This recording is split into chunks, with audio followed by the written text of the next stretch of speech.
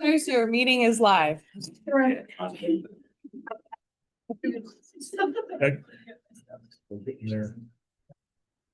it live even though that's going on? Oh, okay. Good morning. Welcome to the June 26th meeting of the Riley County Commission. Please stand and join in the Pledge of Allegiance. Pledge Allegiance to the flag of the United States of America and to the republic for which it stands, one nation, under God, indivisible, with liberty and justice for all.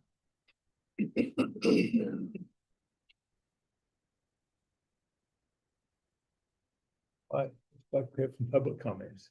Morning, Commissioners. I'm Shannon Sterling with the Riley County Reach Committee, and today I'm here to award the July Employee of the Month Award. Mary, could I go ahead and have you just come on up? I'm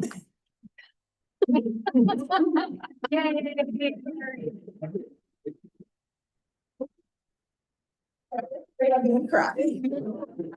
Come on. We discussed this. So, yes. All right, this came anonymously, so just bear with me here, okay? I am writing to enthusiastically nominate Mary Graham, Administrative Assistant 2 for Public Works, for Employee of the Month. She constantly goes above and beyond her role, demonstrating exceptional dedication, a positive attitude, good humor, and a strong commitment to our team's success. Over the past year, Mary has made a significant impact through training. For example, she has trained and helped new staff adjust to their roles. These efforts not only contributed to our team's goals and helped with adjustment. What sets Mary apart is her willingness to help others, great ideas, and relatability. And continuous pursuit of excellence. Okay. She constantly brings creative ideas to the table, supports colleagues without hesitation, and approaches every task, no matter how big or small, with a can-do spirit. I believe Mary embodies the value and work ethic we strive to uphold in the organization. She is not only a valued team member, but also a source of inspiration for others. Please accept this nomination as recognition of Mary Graham's hard work and exceptional contributions.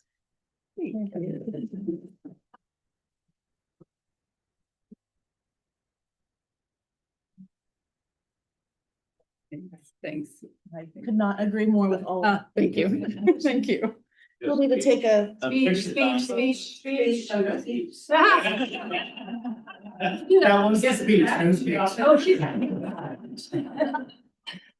Your speech, but you'll have some more. I've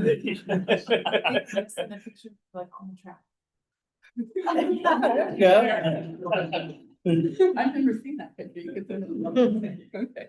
Okay, 1, 2, 3. One more. 1, 2, 3. Congratulations, Mary. Thank you.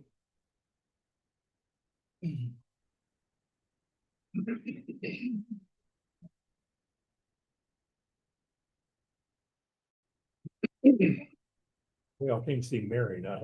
Yeah. I guess Don't take it personal, Jacob. No, certainly won't. Commissioners, I just ask that we amend the agenda this morning to add a topic to discuss the temporary chambers.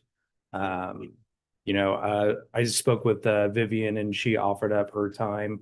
If you guys want to put it in there or however you guys want to put that, or where you guys want to put that, if you want to have that discussion. Is all the time taken in your administrative work session? No, we could use that time as well. Let's just do that. Okay. That sounds good. Yep. Okay. Yeah, that's fine.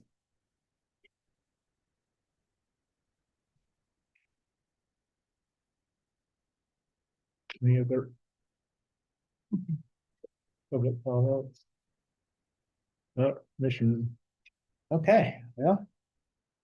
Monday afternoon, attended the June intergovernmental meeting at Rock and K's up on K-State campus. Amanda Webb, Riley County Planning and Special Projects Director, gave a complete and in-depth update on the work and efforts being done on the, I put in another 2025 comprehensive plan, but actually it's 2040. Yeah. Yeah. Dates are just dates, whatever. We also heard various updates from most of the entities and agencies in the room. And as we did not have that meeting in May, it was good to hear what everybody's working on and continues to work on all the way out through the summer. Also, Monday afternoon, after 14 months of construction, we were finally able to have the dedication and ribbon cutting for our brand new Riley County EMS headquarters station. So incredibly excited to get this done and completed and operational. Truly believe it's a facility that will serve future generations of Riley Countyans well and be the cornerstone of what I consider to be dedicated emergency professionals and give them everything they need to do the job of saving the lives of all of our citizens. Monday evening, I also attended the summer social of the established business leaders out of Manhattan Area Technical College. Even with the weather, there was a really, really good turnout overall. We heard from Patrick Shutter from BHS and Blake Bauer from Icon Investments as they spoke in detail of their Flint Hills Ventures LLC endeavor on their speculative warehouse space that's now been turned into what will be the new PT MW location out here off of McCall. From Topeka, groups from Topeka, they're putting a new facility in there, provide 146 new jobs to the area. Tuesday afternoon, I attended one of the panel discussions for the Kansas Employment Exploration Program. KEEP, if you want to go with the acronym, coordination with Fort Riley and the Manhattan Area Chamber of Commerce. There's a total of 3 different panels, 2 business and 1 public. The first one included somebody from Hydrograph, InBev, and Civics Plus. The next was McCount Gordon, BHS Construction and Shilling Construction. And my panel included myself, City of Manhattan, and the USD 383. Had the opportunity to chat with several transitioning soldiers on several different county positions that they're actually interested in. So just throwing that out there. Okay. Also Tuesday afternoon, I came down and made a blood donation with the American Red Cross. In quite a long time. I can't seem to make the new schedule kind of match up with mine. So it's been a while. Blood donations are particularly necessary during the summertime and always needed. Red Cross has made it super simple to be able to do so. They've even changed some of the machinery to get you through the process a little bit easier. And they left us a case of water back there. They want that come from? yeah, they didn't want to take it back out to the van. So they said, here, have some water. So wasn't going to say no on that, obviously. So lastly, on Tuesday, I attended the monthly board of directors meeting of Pawnee Mental Health via Zoom. First had a finance oversight committee, which I said on pre-meeting to discuss the fiscal year 26 budget, financials through the month of May. Our general meeting items included introductions, some changes to the agenda, approval of the May 27th meeting minutes. We got a chief financial officer's report from Lindsay Miller, which had included the actual approval of the 2026 budget for Pawnee. Mike Rascella followed with the chief executive officer's report. Finance Oversight Committee to discuss the May financials. And then lastly, some other business included approval of delegation of authority to approve expenditures, Pawnee funds through personnel. That's it. Okay. I can breathe and drink some of this free water. Okay, well, let's see, Monday after our meeting, I too attended the intergovernmental luncheon at Rockin' K's. Pretty much, John covered most of it. Community meetings are being held for citizen input on the comprehensive plan. And the next one's going to be held in Randolph. And I didn't write down the date, but it's Leonardville. Okay, had that wrong. Okay, I didn't write it down. And when is that? Do you remember? Okay. That was the Sykes. At the Sykes, that's right. Okay. And then other participants there gave updates on their programs. Monday afternoon, I went to the ribbon cutting and open house for the new EMS building, which was really well attended. Facility is state of the art and beautifully done. I was really impressed with it. It's really good facility. The entire facility was paid for with ARPA funds that we had set aside for the project, which is important to note. After that, several of us toured the potential space for us at the FCRC, and we'll be discussing that later. Tuesday, I brought some plastic tubs down to my office to be unpacking for our move next week. And then later I went downtown, walked around and did a few errands. Pretty warm, but there's some new businesses and some changes going on. Wednesday had an evaluation for some PT at Maximum Fitness. I'll start bi-weekly sessions on Friday. Then I came into my office, went over today's agenda, documents, and did some measurements in our current space. I didn't realize how convoluted it was until I started looking at it. Anyway, later I stopped by the health department, met with Diane Creek, look over their boardroom offices upstairs to kind of get a feel for it. Corey and Lori were over there looking at possibilities, and we all sat down and discussed 2 spots, both pros and cons. Afterwards, Diane and I went back over to the FCRC space, which had been set up with chairs and lots of furniture and storage items were removed. So it looked a lot better than it did on Tuesdays. So work needs to be done no matter which space we decide to use. Otherwise, I've been catching up on phone calls, emails after being gone for a week. I did touch base with Deb Schreiber of the Workforce Fund regarding the Job Corps program. The hearing was postponed on June 19th. And so they're still in limbo. No, it was decided yesterday, and the court order is they're just stay open. Stay open, really good. Per congressional approval. So it's in Congress's hands. Oh, well, good. And she said there were some of the students were just getting discussion and leaving. So that'll be good. I was going to give her a call back today and see. I think the order was if Congress had actually funded it, which they have, then Congress kind of controls what's going on there. So. Well, good. Good. I hope they can rebuild the program after people left and stuff. So, and they found housing for people. So that's good. Okay, well, that's all I have today. Okay, well, Monday, they both covered intergovernmental luncheon in the EMS building. Tuesday, bright and early, I got a call from one of our problem locations. The neighbors complaining about the location, the mud slides up. It's one of them under our unsafe or Nuisance. ordinance. It was one of those properties that got a call about that. Talked to Jacob about that. And I got a call from a resident in White Canyon complaining about the roads. Haven't had a chance to talk to Alvin about this, but I'm sure he's heard from this gentleman. And probably the roads were never built to standards, so have never been accepted by the township, and everybody doesn't understand that.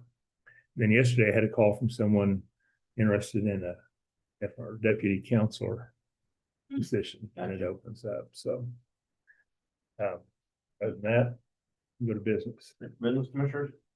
First item we have, need a motion to approve Daniel Keating Foundation memo of understanding and grant agreement in the amount of $6,000 for Riley County Community Corrections. Okay. Well, I would make a motion to approve the Daniel Keating Foundation award of $6,000 to the Riley County Community Corrections. I'll second. Been moved and seconded to approve accepting the Daniel Keating Foundation award of $6,000 to the community corrections. All in favor? Aye. Aye. Chair, please sign.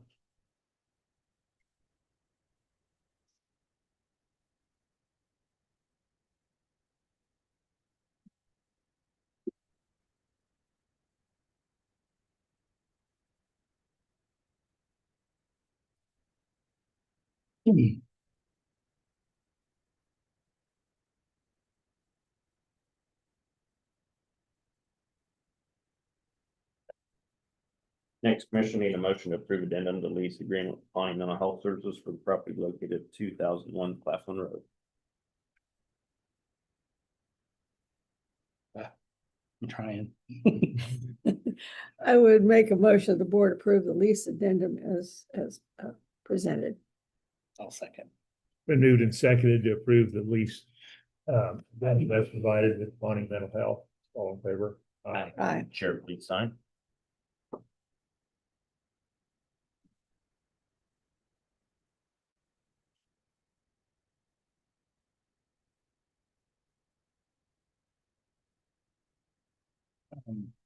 On the next one, did Angela or anybody send over the kind of list of recommendations? She just said a letter of support. Okay. Yeah. I'll talk about it here for a second. Yeah. Get everything.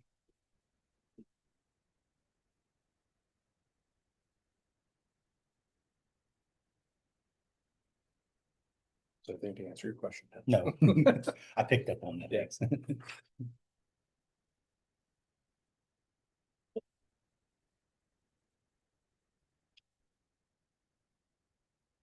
Next, Commissioner, need a motion to approve letter of support with Flint Hills Regional Council's application for safe streets and roads for all.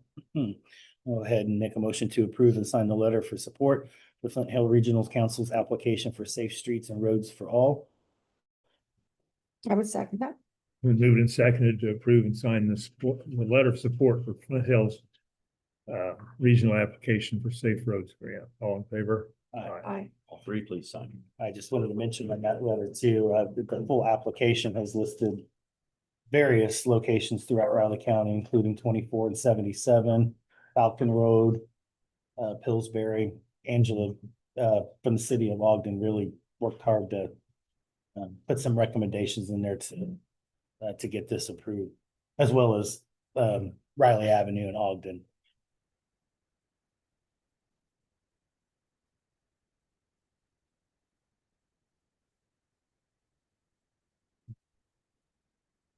So that'll go along with the grant. They've already got Yeah, it for the. yeah, it's part of the grant, the application process for the grant is to put some recommendations in there where some safety, I mean, the 24 corridor study will take care of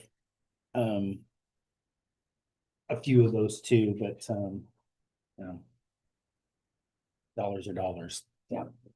The more you put in there, the better chance we have of actually getting it. Remember, this is through the US Department of Transportation. Falcon Road is- Yeah, A lot of I think young drivers on that road. I think they put the intersection out there too, on Riley there That's too. Riley, Yeah, yeah, that was part of it too.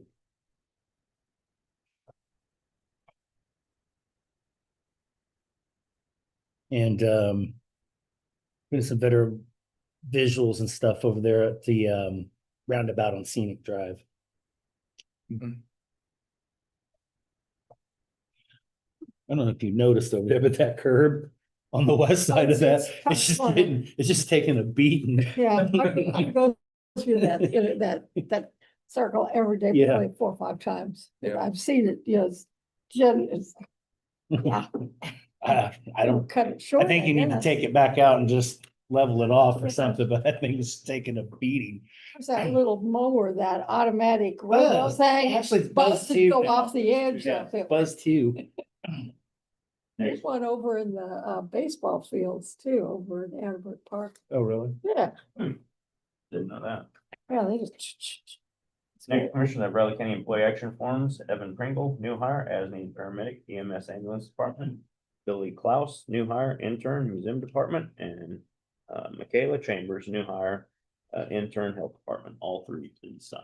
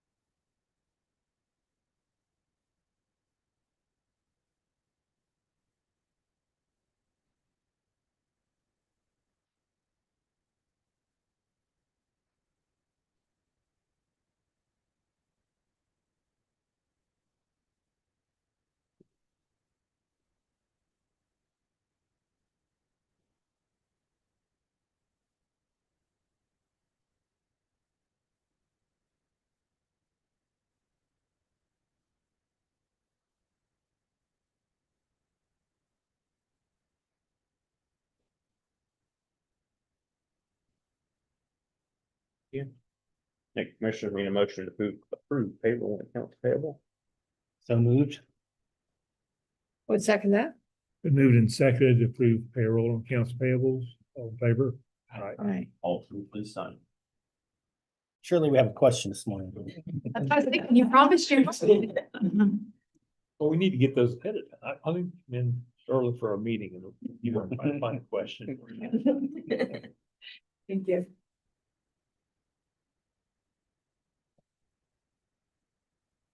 Any changes to the minutes, Commissioners? Okay, go ahead and make a motion then. Excuse me, to approve the minutes as written from the June 23rd meeting of the Riley County Commission.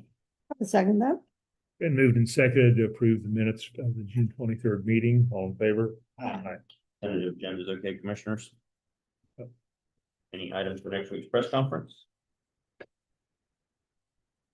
Do all of you want to attend the July policy breakfast, Thursday, July 17th? It's a riveting speaker that day. Riveting, huh? Mr. Me. Yeah, I guess we better. Yes, we do. Yeah, I think so. We'll be the Jacob? cheerleaders in the back. Can't Yeah, throw yeah. things at me. Okay? That's fine, that one's right. We're Gonna have a food fight. what's the date on that? July 17th. 17th. Let me just make sure my calendar. Something on there. Jacob. Now you're one of us now.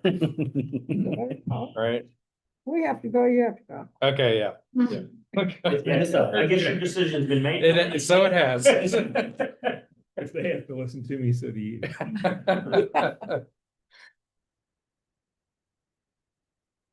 You'd be surprised if you don't have earbuds in. Yeah. That's why I don't belong here. Must be nice. So, that it's still out at the same place. Yep, Okay. it is. Okay. Next Commissioner, you have Mr. Wolferson, 9 o'clock.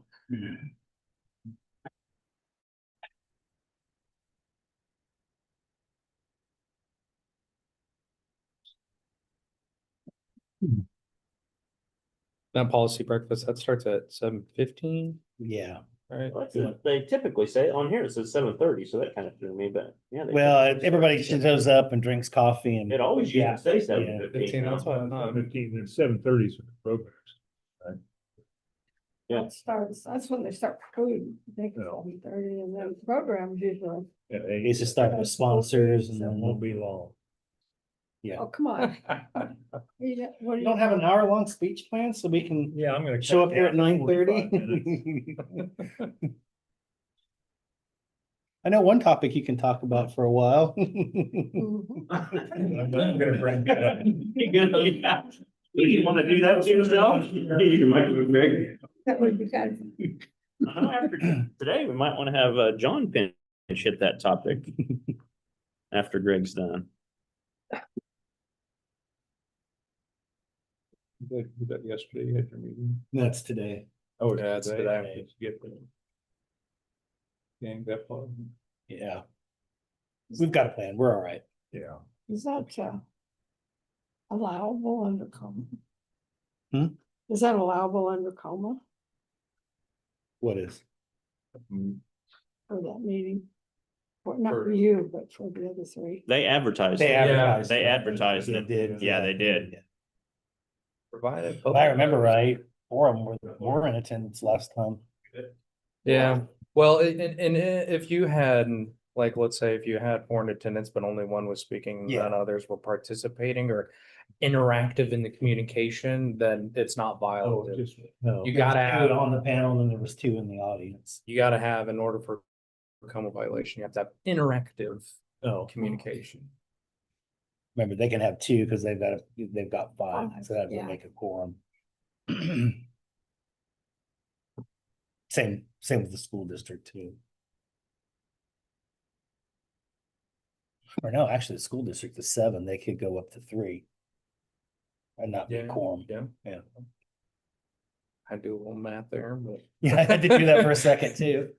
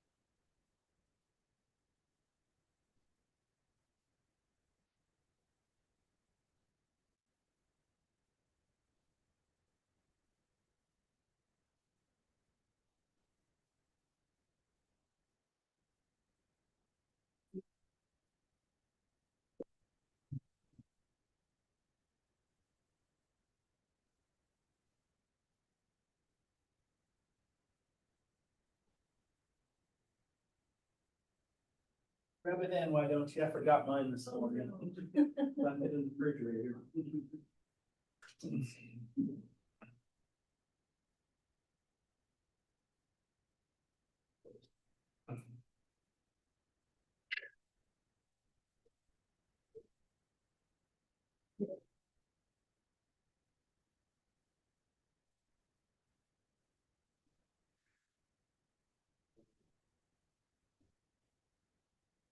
Yeah.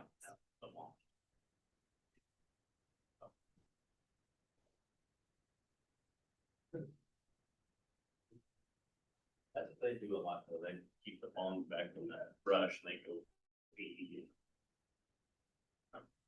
Blake's wife over at their place, so back by their house, up along between the nurse. Really young. Hey, Derek. Well, I was over like, went over last Friday and got the joke meetings. Which were researched and checked that out.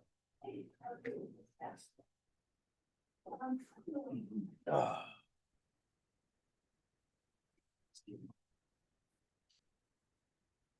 Oh, yeah.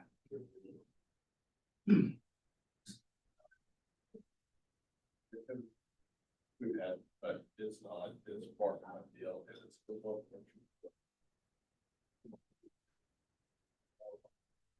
He said, yeah, he said it's at the. Yeah. We'll work on it. I better share.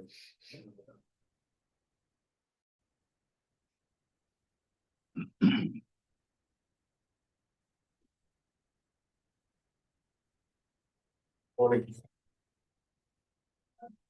How are things, Barry? Good, Jacob, how are things with you? Have some interesting stuff has been coming up as of late, but it makes the job much more enjoyable. Don't get too interesting, give me a call. I Got myself. might actually get you here after we're done, after you're done, for just a little bit. I think you'll definitely be interested.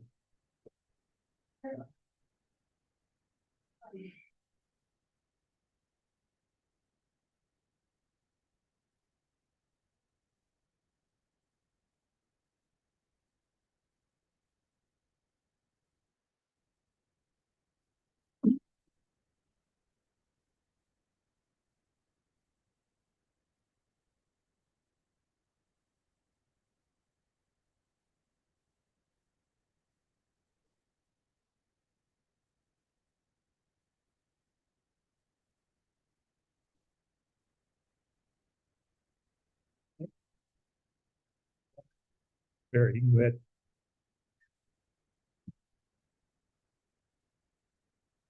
Good morning, commissioners. From the standpoint of my office, we do have one change, but we're working, we have somebody, an employee who will be leaving, and I'll be back here on Monday trying to fill that position. But I wanted to bring something else up. I know this commission went through a difficult decision-making process last week, and that there was a lot of pressure on this commission to make a decision. pressure from outside entities.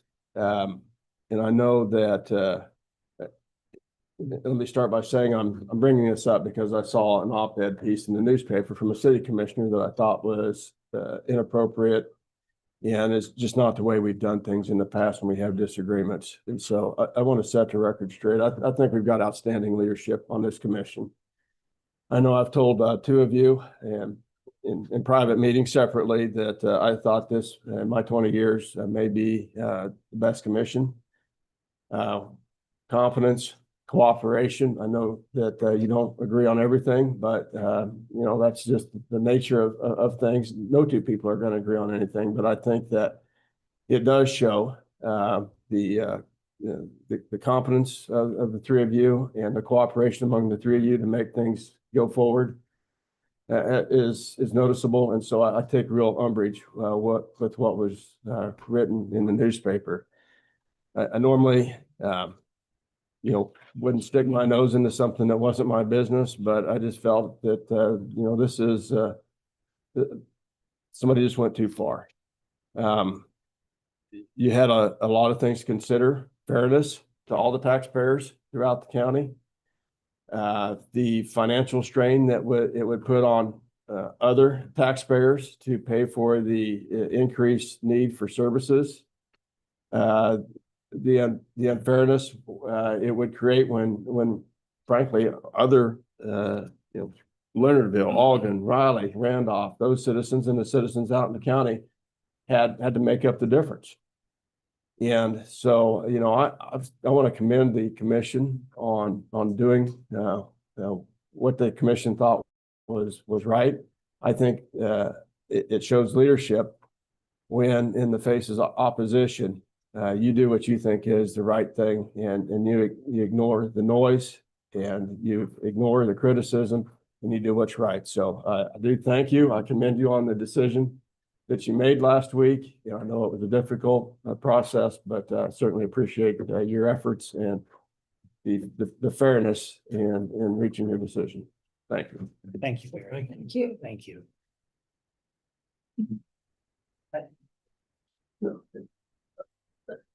That's all I have.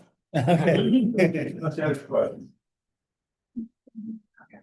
Pick up, I can. Hey, Commissioners, you have Bob Isaac at 9:15, so you get a little break. How's Bob? Oh, I was just gonna call you. He's here. You're not running in and out of breath this morning, huh? I know. You came in early to make up for that fact. Yeah, okay, I've seen Found doing any kind of presentation after you did that short little sprint.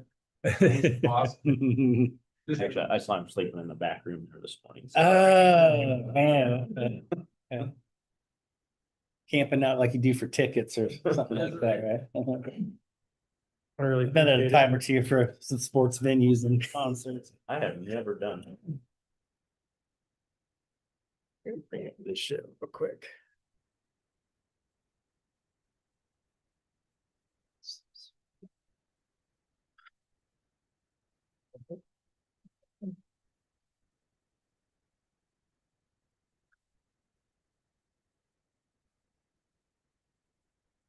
Was the individual out of White Canyon a new resident or one that had been there? Oh, okay. Well, you should be aware of the situation then. Well, it's a new one for me. Not the main road, it's a different road, but Oh, okay. But same issues, not a township road, not a county road. the neighbors doesn't want people come through, so they block the road. Oh, yeah, that guy. You know which one that is? Yeah.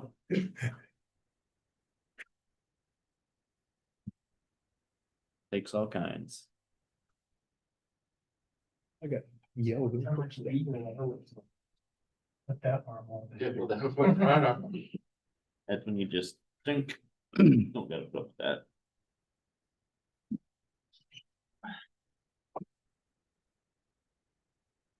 Headache. Like I say, that same day, I had those two calls that both were up one side, down the other on me.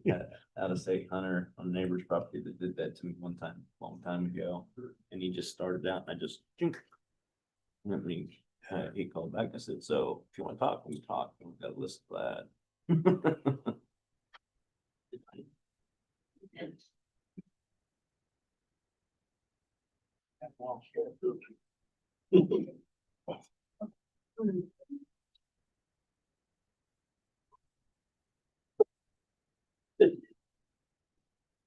Don't say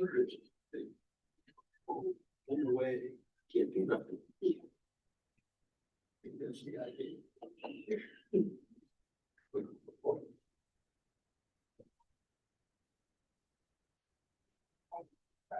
Yeah.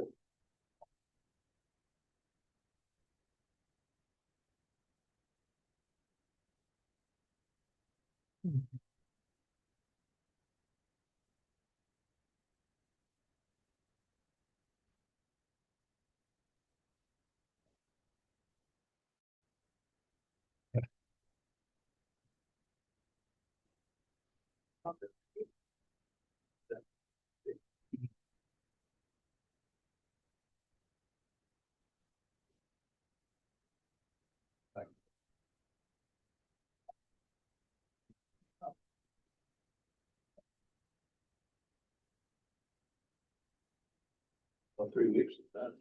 Yeah. It's just like that. Yeah. Just. Great.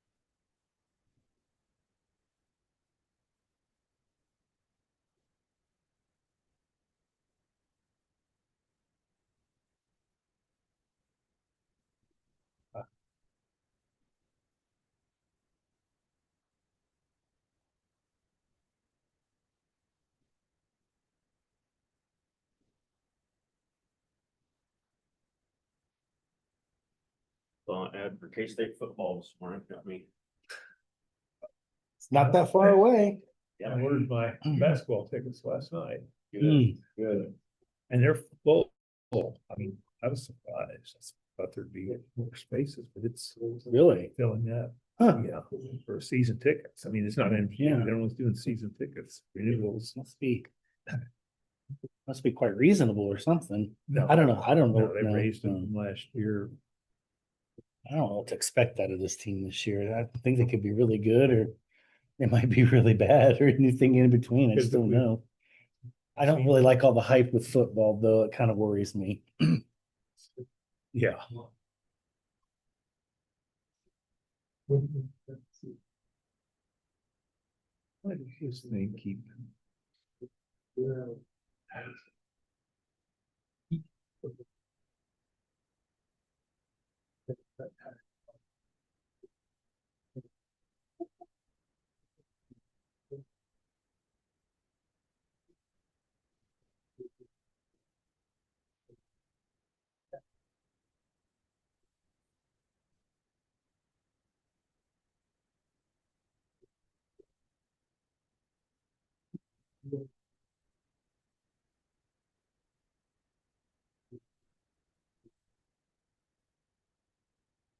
On that issue, I wonder how widespread that information is that he sent out regarding or said topic this afternoon. I wonder who's all seen that. It's just In us. particular, if one other group has seen it. I have no idea. You need to tell me. Well, I know I'll be taking it, I mean, all the same school. I've got a copy of it with me today too. What's the- oh, that's not- Yeah, that's something I want to talk to you about, but yeah, just mention that would be good information to have in your hip pocket. Got it. I've actually got a total of two. I got one from somebody else too. 9:15, so I guess I could. Bob needs plenty of time to get his stuff all ready to be presented, right? Yeah, it's just good to go, right?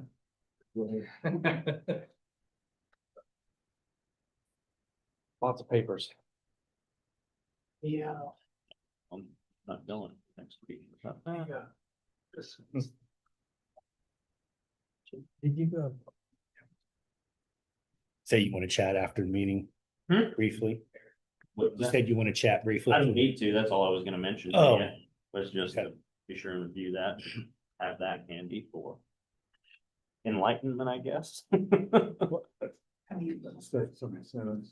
Yeah, I've got a couple. It's not just that one, but that's what's been the amazing thing over the last 2 weeks is I feel more on this subject from people that aren't for it than I have anybody that's been for it prior, So, but quite honestly. that individual, I told, Mr. Ford needs to publish that.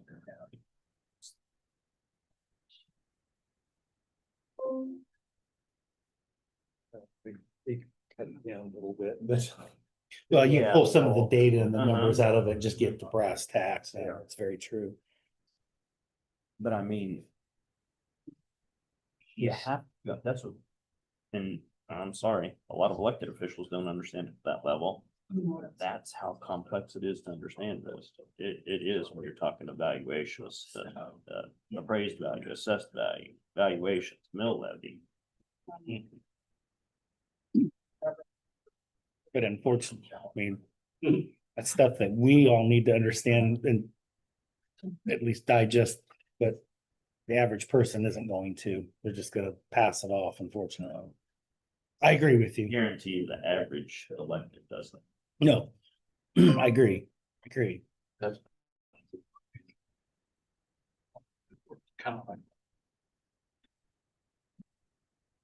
What's the ongoing rate for political ads in the paper? Per word? Is they still charging per word for those? I'll have to ask. Oh, okay. I was just curious.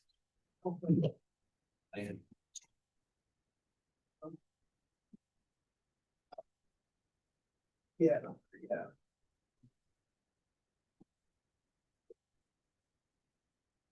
I noticed the letter that was in the paper talked about, oh, all these leaders. Didn't say anything about residents.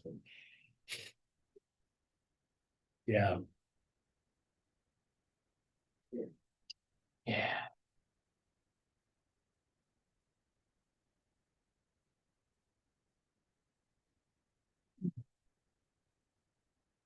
No. A minute. Bob show. The Bob Show. That's fine. Bob Isaac Show. Yeah. That's right. It's got a ring to it. Yeah. It kind of does, doesn't it? Oh, we'll turn all these into a podcast. Can we turn the cameras off? I have. A minute with Bob. What was that? Turn the cameras off and have more of a radio face? Yeah. Get the giant My microphone. mom always said I had a face for radio. We're gonna phase into it with a drum solo. Yeah. That's what I was. His drum solo. Yeah. Bring I'll get the guitar too. Practicing lately. Had a drum rim shots for some of your comments. You can, yeah. Boom, ching. No, this is for all my jokes. Oh, you ready? Yep. Okay. Yeah. No. Well, good morning, folks. Melissa Jarbo has made application with Riley County Planning and Development requesting approval to rezone lots 26 and 27, block 10 of Western Shore Acres subdivision from SF3, single-family residential to SF1, single-family residential, and replat lots 26 and 27, block 10, Western Shore Acres subdivision, and lot 4, Golden Shores addition, together into 2 lots. Although this sounds complicated, it's fairly simple. I'm going to try to make it as easy as clear as possible. 4-acre subject site is generally located approximately 1,820 feet east of Martin Avenue on the north side of Golden Shores Drive, all in Sherman Township. The subject property consists of 3 lots, lots 26 and 27 of block 10, Western Shore Acres subdivision, platted off October 1962, and Lot 4, Golden Shores Edition, platted May of 1976. The applicant wishes to combine a portion of aforementioned Lot 4, Golden Shores Edition, together with aforementioned lots 26 and 27, Block 10, Western Shore Acres subdivision to create a single lot, and replat the remainder of Lot 4, Golden Shores Edition, into a single lot. The result will be a 2-lot subdivision with each lot containing 2 acres. This will allow each lot to be served by a well and septic and lateral system and remain in compliance with the sanitary code. So this is a current zoning, lots 26 and 27, Block 10, Western Shore Acre subdivision were zoned A3 or single-family residential during the county-wide zoning process of 1974. The zoning district was renamed SF3 single-family residential during the zoning district conversion on January 1st, 2022. Lot 4, Golden Shores Edition, was zoned A4 single-family residential in February of 1976 and later renamed to SF1 single-family residential January 1st, 2022. Along with the replat, the applicant is requesting to rezone lots 26 and 27, Block 10, Western Shore Edition acres subdivision to match the zoning designation of existing Lot 4 of Golden Shores Edition. There are no variances, conditional uses, or special uses associated with the site. So in essence, the rezoning of those 2 lots is just to match the other zoning designation.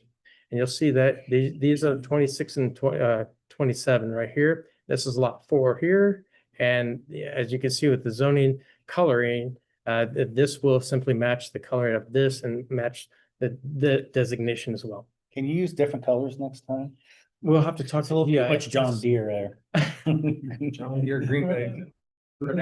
I guess it is out in the country though, huh? Yeah, it's a bit rural kind of thing. Raleigh County Fire District number 1 will continue to serve the site. The nearest county fire station is the University Park Fire Station, currently located at 7412 Redbud Drive in University Park until the new station opens right down the block. The subject site is a mix of hills and steep, heavily wooded ravines. Only the far northern portion of existing Lot 4 is within the 1% annual chance flood, which lies in conjunction with the 1140 foot flowage easement of the Army Corps of Engineers. This is the final plat of the property showing the new boundaries of the lots. As mentioned previously, the request involves lots from 2 separate subdivisions, lots 26 and 27 of Western Shore Acres subdivision and lot 4 of Golden Shores subdivision. Also, as previously mentioned, the request to rezone is limited to existing 26 and 27 with the intent of matching the SF1 single-family residential designation of existing lot 4. There are also exist utility easements along the east and south boundary lines of lots 26 and 27. The request involves vacating the property line between lots 26 and 27, as well as the lot line between those lots and existing lot 4. The utility easements shown here will also be vacated. Lots 26 and 27, and the north half of lot 4 will be combined into one lot like that. And while the remainder of lot 4 will become lot 2, the request is in a full compliance with the sanitary code. A few pics of the property. This is generally general location of where the applicant wishes to build their new cabin, just northeast of the existing cul-de-sac. Incidentally, these pics were taken about a month and a half ago, 2 months ago. This is looking down northeast. If you can see Tuttle Creek in the distance here. So it's one heck of a view. Panning to my right or turning clockwise for a shot looking directly east. As you can see, the site already has electricity ran to it. Site will also accommodate an on-site alternative wastewater system, mainly due to the proposed smaller size of the cabin. Finally, look toward the southeast. Again, great views from the proposed lot 1 here. No pics were taken for proposed lot 2 as there considerable tree cover, and as such, I wouldn't be able to convey such visually. Not much of a hiker, huh? Yeah, right. Like, okay, so on June 9th, the Riley County Planning Board forwarded a recommendation to the Board of County Commissioners to approve the request to rezone rezone lots 26 and 27, block 10, Western Shore Acres subdivision, SF3, single family residential to SF1, single family residential, as it was found to be in general conformance with the comprehensive plan.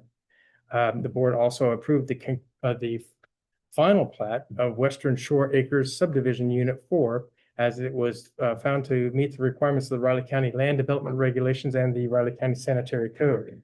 Staff recommends the Board of County Commissioners approve the request to rezone lots 26 and 27, block 10, Western Shore Acres subdivision, SF3, single family residential to SF1, single family residential, as it was found to be in general conformance with the comprehensive plan. Staff also recommends that the Board of County Commissioners acknowledge the approved final plat of Western Shore Acres subdivision unit 4, accepting any easements, rights of way, or licenses as shown to be dedicated on the final plat.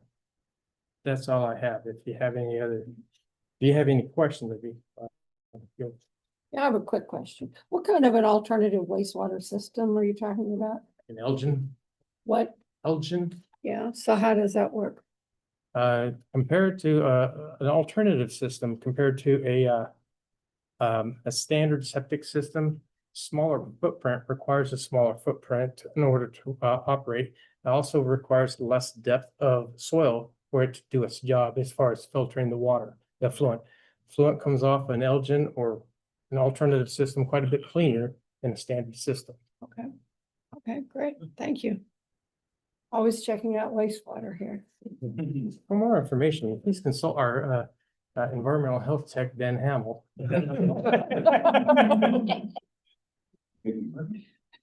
That's right.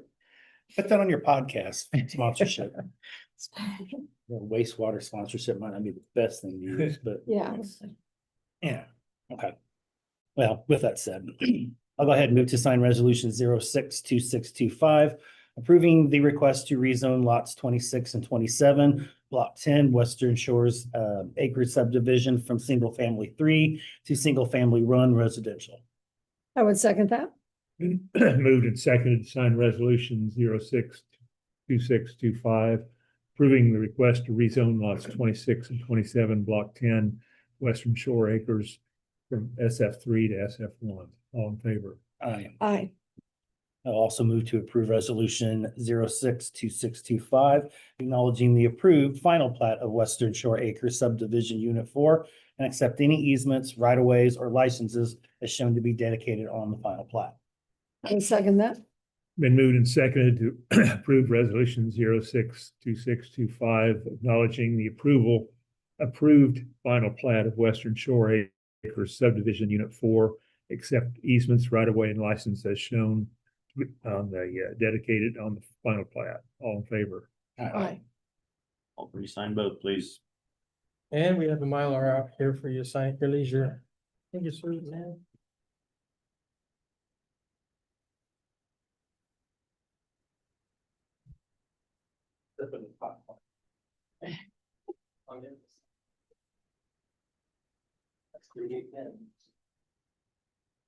That's not working.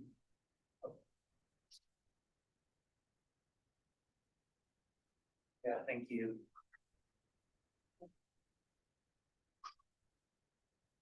It's one.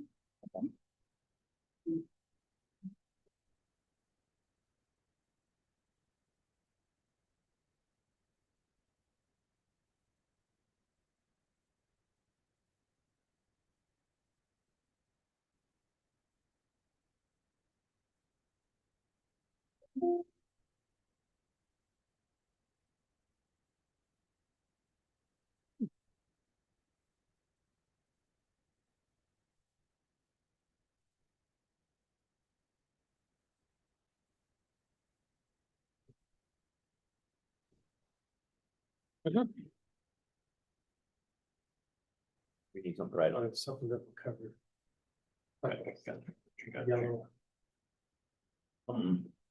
Hold on. You do both, Steve? Take that one. Okay. You can have it. Thank you.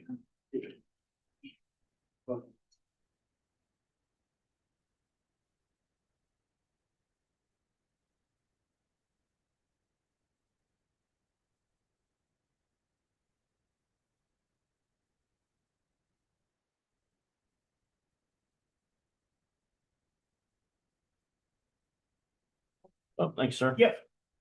That's.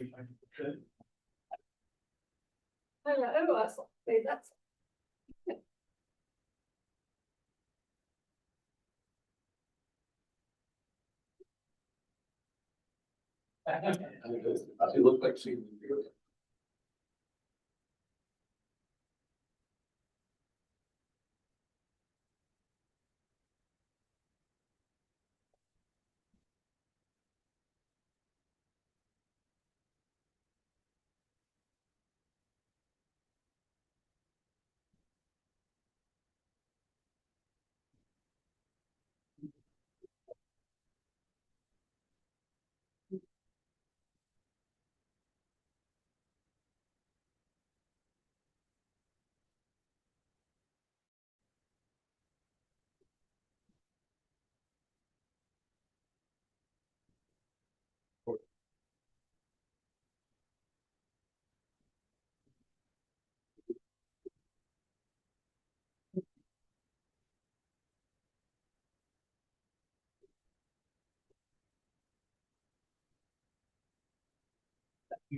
Yeah. Thank you.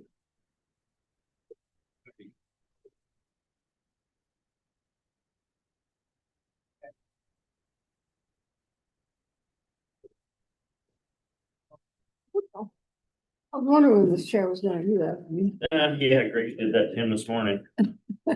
Must be catching. Like this, I don't know if it's in.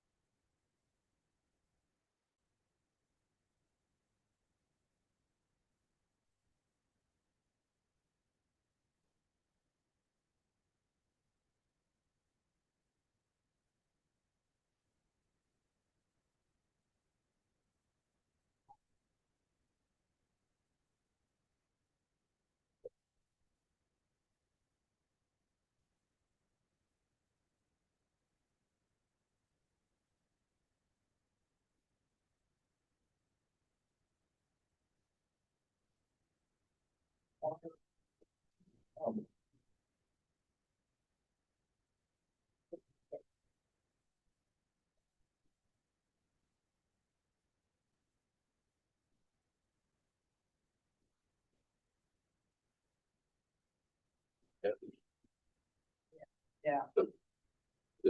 What we, 5, 6 inches or last week. Yeah. What do you do? Okay.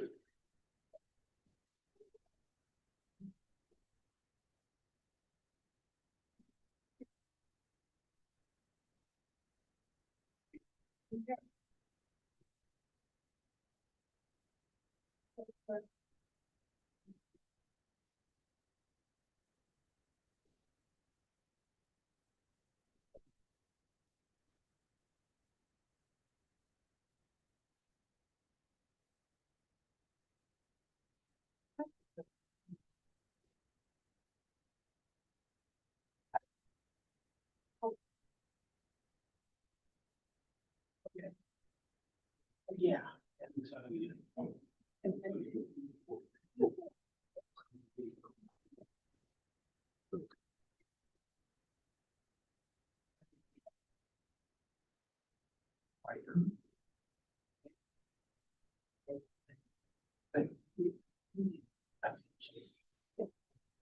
Yeah.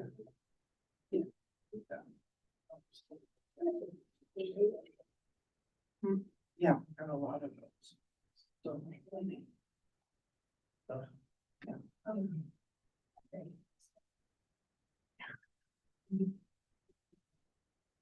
There is. Nice job.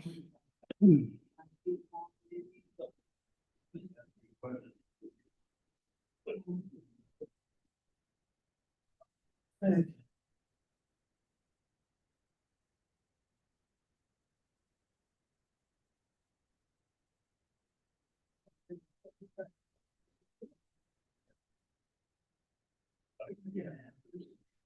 That's was, yeah. There's enough data. Yes. Yes.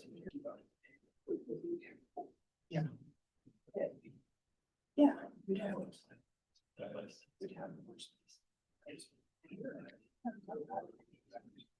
Added ones. Yeah, by the ankles almost, which I would like. Yeah. Yeah. So, you look how Greg's got time for space. Well, the sports is over now. Now what? I did not pop up. For the moment. Yes. Yeah, true. Yeah. And our team's going the wrong way. Uh-huh. Well, when your 3 of your 5 starting pitchers are on IR, it doesn't help. Started out so good. They have no offense in the middle part of the lineup. And I don't know, no. I don't. What I don't get is how you get that far in your career and don't know how to hit. I mean, there's only so many pitches people can throw. You know, it's not like they're inventing new pitches every year. Yeah. Yeah. I just want to check. Yeah, so. Yeah.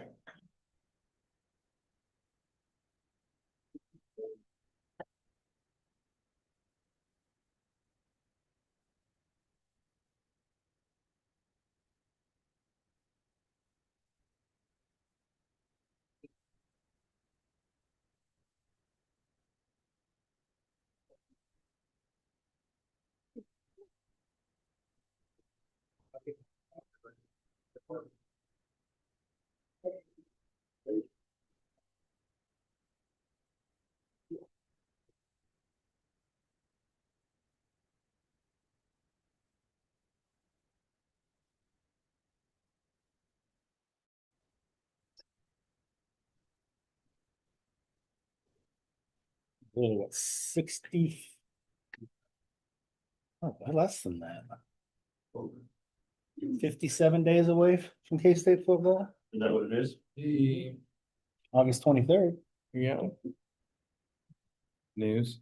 Could be a hot one. Sure. I don't know how hot it gets in Ireland. So they're kicking off in Ireland. Mhm. Oh, cool. It's Iowa State. That's fun. Did you hear the conversation with the guy at Wells, the offensive coordinator saying that the press box or the coach's boxes, you can't see the field very good from where they are, so you may have to be out down on the field. He said, it's, I'm sure it's made for soccer, it's not. Yeah. But he said, Typically over there, they only usually cheer when you field goals. that where it's located, he said it's not, they've looked at it. Not sure you can see the field from up there. Whose idea was that? The people that Aer Lingus, it was Aer Lingus, it's an airline in Mhm. Ireland, that's who sponsors it. Oh, really? Pays a bunch of money. Yeah, that's what it's called, the Aer Lingus Classic or something. And they pay a lot of money to get, because who'd ever heard of them before this, you know? Still, this is the first time I've heard of it. I haven't paid attention. For $3,000, you can go over there. Well, my daughter wanted us to take a trip over there. I just can't do the 10-hour plane ride. That's Yeah, what I yeah. do. I just can't sit on a plane for that. Did it with a 1-year-old. Oh, gosh. No. No. Good. I wouldn't want to be on that plane. Got a TV and a couch and a chair. I'm good. $3,000 in the bank. Yeah, exactly. Yeah. Buy a lot of snacks. Yeah, exactly. Some other A other lot things. cheaper Yeah. than their Yeah, you got your concessions. game day eating that day at home. Yeah. And still be well Invite under a bunch of budget. people, yeah. Okay, Corey. All right, good morning, Commission. Corey Meyer here for June staff update. Go over some of the things we've been doing and then talk about what's coming up as well. Move past some of the normal month-to-month things that we have going on, get down to the window project and update you on those things here. Obviously, the be further conversations in regards to your relocate here later today. But the construction to start on July 21st. So the week of the 14th, we'll be moving community corrections out of their location into emergency management's location, and we moved them out to the Kansas space out at Health Department. So successfully moved them out there, got them set up. Thanks for Public Works. There was some electrical and various things and stuff that needed to be done, but that was handled quickly and that move went very well. So we have the desks that emergency management was using stayed. And those will be used through the various department moves during the project. And so we have set up space for all of the staff, Megan's staff there in community corrections. We also have to move the camera and mics for their interview rooms. That's a required part of the work that they do. So we have some additional work to do, but we have all that planned out to be done in the week of the 14th. The first windows that will be done, obviously I was speaking of community corrections, but in addition will be the window and the election storage. And so those are the first ones. And then after that, the schedule, don't know exactly where we will be at on who's, I think we're Third floor, south side.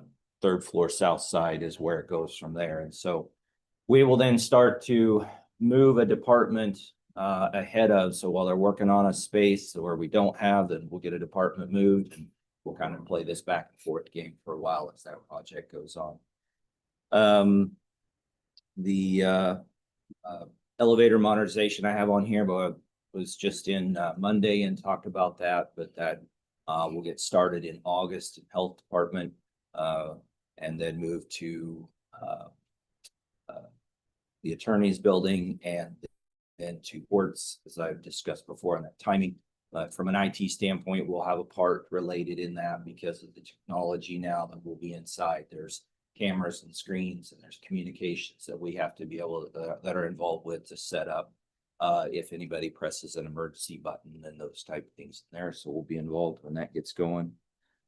The EMS HQ, obviously, very successful ribbon cutting and a marvelous 14-month project, as everybody has seen and known. But kudos to my staff. I know they usually listen in on all the work that we've done there. We put some very, very good quality technology in there and set a standard for what we should do going forward, if not better, in the EM remodel and the next places that we go. So it's exciting to see how that will be used and how much more efficient it makes the EMS staff. Their morning meetings now will all be digital over Teams and in their kitchen area. That training room out there is our best technology marvel, and what we can do with that. Went a little crazy on the TVs. Now, they had to be a certain TV based on the ability in the room. So honestly, so to tell you a little bit about how that will work in there, that was modeled around when we had to open the EOC up at Denison Fire when the lake was scaring us all and so forth. And looking at how that project went, and we had FEMA and we had FBI or we had police and fire and all those things in there. So each of those TVs, they can work together as one, or they can work independently with different connections. So the connections in the floor, you could connect to connection 5 and I could put you broadcasting on TV 2, and Rich could be connected to connection 1 and it could be on TV 4, so that you can be seeing 4 things, or we can split and go in different directions. How would that work on Saturdays and Sundays for football? That's been a common question. I get cut off in the cool part and go, hey, how about, yeah. It would work well. There's a recliner over on the other side over there that could just kind of get pushed over there. It would work well. Yeah, it would work well. I don't know how you did all that. It Yeah. was just amazing to hear how it's all gonna work. That's just. So we're real proud of that, and the design of that my team put together, and then our implementation and going through that, the vendors that we worked with. I really think there's gonna be a lot of buzz on that. Yeah. A lot of people are gonna look at that, want to replicate it, quite honestly.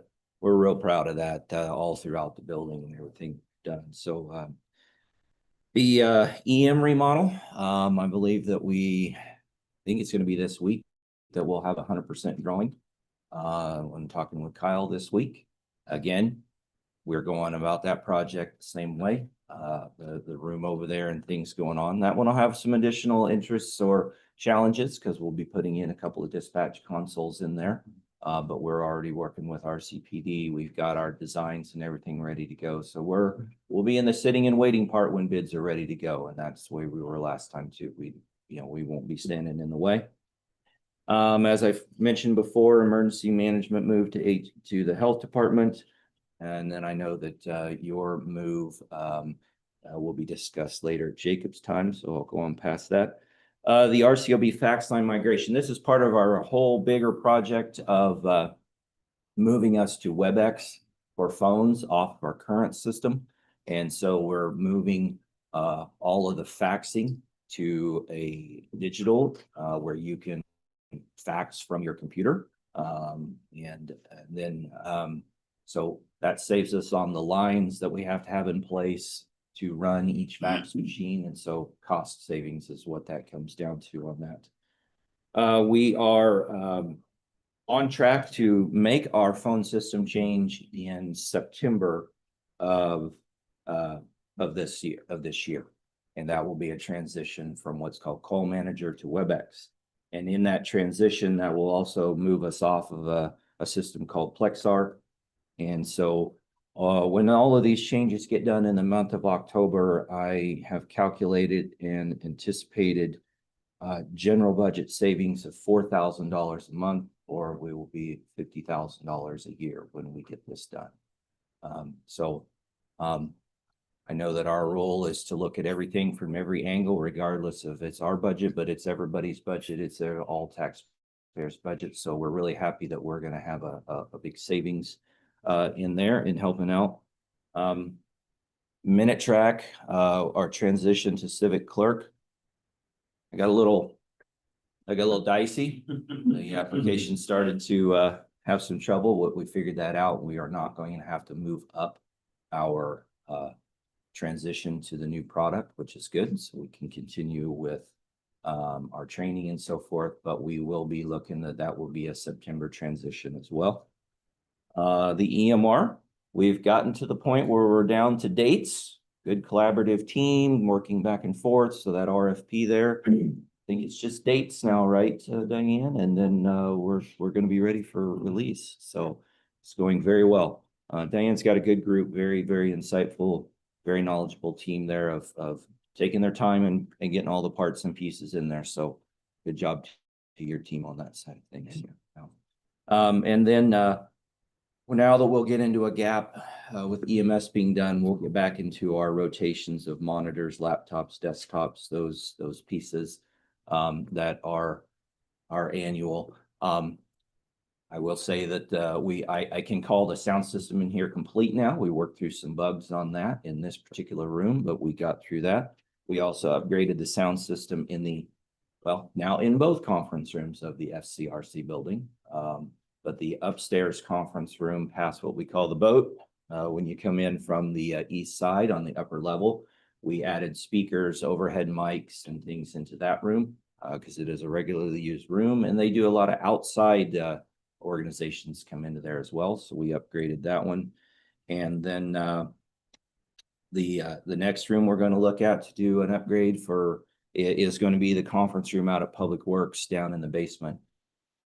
That gets a lot of scheduled outside entities, police department and different ones. And so we want to we want to take away the screen and replace that with TVs and have some better capability speakers that are speakers and mics that are in the ceiling, because it's such a big room and you get a group in there and it's hard to get that. So we need to reinforce the volume in that room. We've had a multitude of security projects we've had to continue to work with. Not to name, I won't name names and so forth in here, but the local area in general has been targeted a lot in terms of email compromise and hacks. We currently have 5 businesses, in particular lawyers in town, that we are having to quarantine or email because of issues that have taken place. And it has caused some slow in getting emails back and forth with courts because several of them are directly related, but we are watching that more on a regular basis to release their emails that come in that get stopped. But we have to protect the county and we have to protect our data first, and I will always take a stance.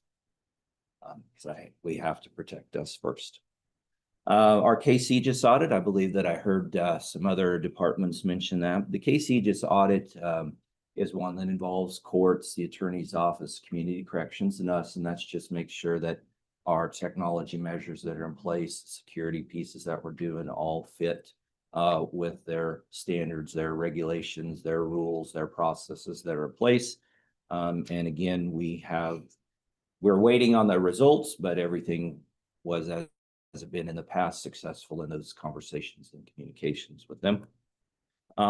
We are also looking at replacing our parcel search and our tax search. So the parcel search in appraiser's office, the tax search in the treasurer's office. There's a new product we've been looking at for a little bit. It has a lot more features and functions to it. It also ties to our GIS so that if you find a property, you can jump straight to GIS on a map. The implementation cost and setup will not cost any more than our current product is costing us on a yearly basis. But then the ongoing will be $6,000 cheaper. So I will find a savings in that as we go forward. And I've also started conversations with a couple companies about technology grants to see if we can start opening some channels there as we have projects go on to reach out to. You do a write-up synopsis of what you're doing, you send to them, and then they send back to you a list of grants that they feel might work towards the project you're doing. So that's something that I've started on. In GIS, the national conference will be coming up soon. We're still in conversations about a section ties project to go out and have some points mapped. They've created a new ticketing system up there. It gives more status of what's going on in the calls that they're working on. And then I've mentioned the LiDAR conversation before that we were having with the city, and we have decided that this isn't the right time for us. The benefit does not outweigh the cost to go forward with that. Also, we are not on FEMA's list to do new hydrology and new floodplain mapping. And so we would rather see that we're on that list and then move forward with LiDAR, because then we would get the best possible product from them when that time comes. So yeah, that's all I have for you. And if you have any questions, I'd be happy to answer. All right. Okay. Thanks for it. Thank you. Commissioner, you have a bid opening at 9:50.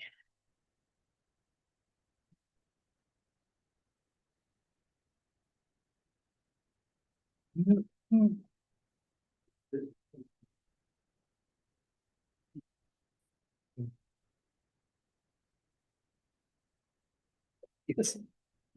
Las Vegas. I know, I saw that. Can I drive out there to get it? Yes, you're. I was here to volunteer for that, right? Yeah.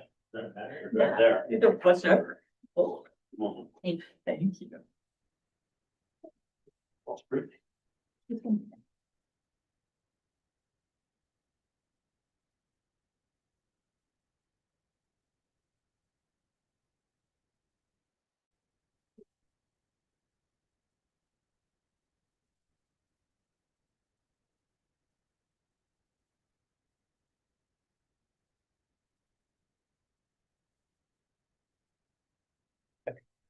You ready? Okay. So we got bid opening for community corrections and a new 2004 newer midsize SUV. First bid I have is from Little Apple Toyota right here in Manhattan.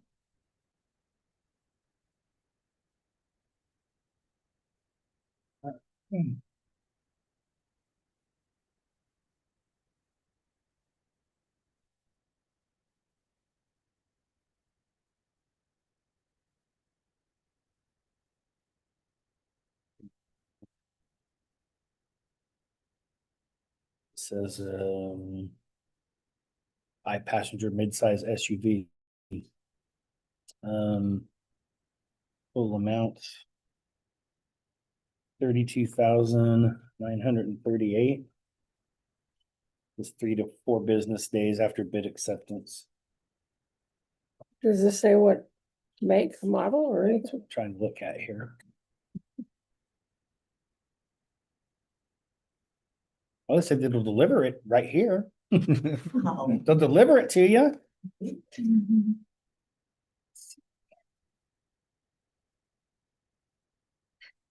Here we go.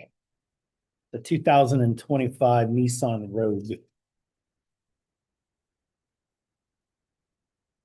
I don't even know what those. And that's how many passengers?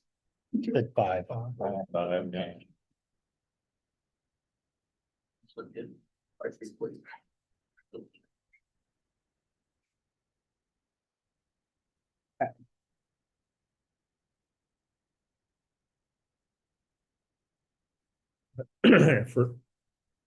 I think you said that was.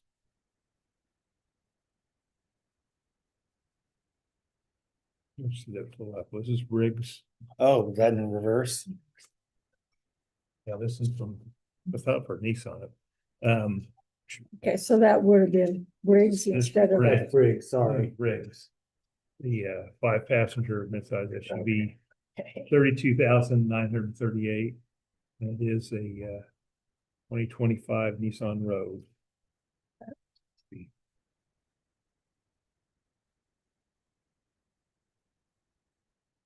So this one must be from Little Apple then. Sorry.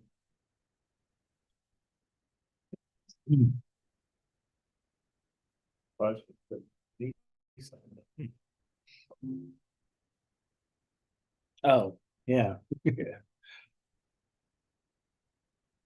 Yeah. Toyota Honda wouldn't be selling Nissans. Okay. Okay, this one, like I said, is from Little Apple. Toyota.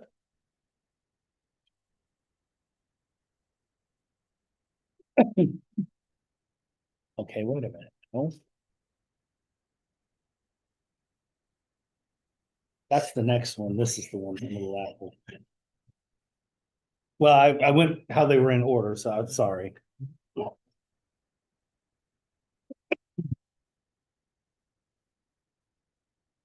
Okay. Okay, let's start with what it actually is this time. This is a 2026 Honda Passport.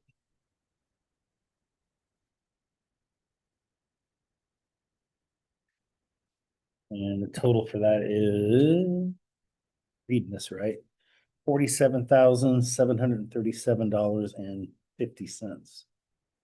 Oh.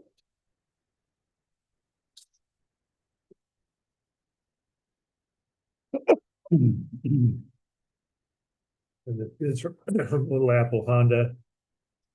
$47,737.50 with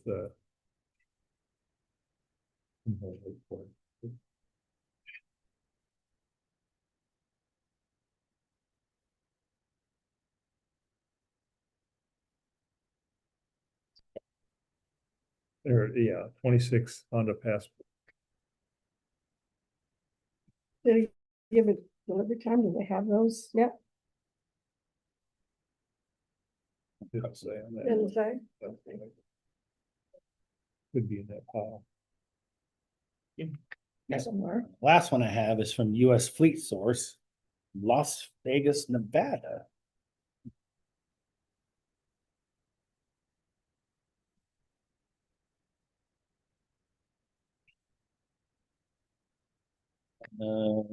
Bid I'm seeing here shows $30,200.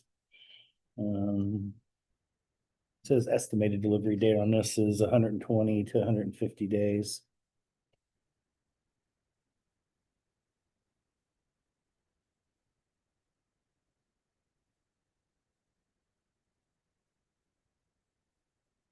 Let's see what's on there. So.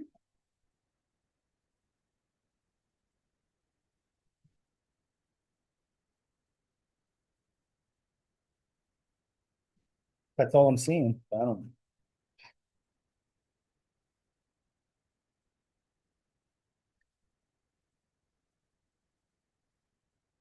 Here we go.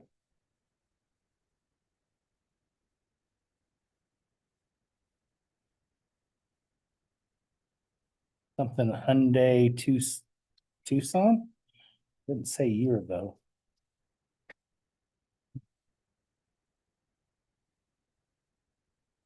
Is that a delivered price, I wonder? If not, like I said, I'm available. I can go Gotta wait. go and get it, yeah. Might take a couple of days. Yeah. Oh, yeah. Well, It'll take a week or so and. you can't leave until tomorrow. Oh, yeah. Yeah, I don't see a year on that, but.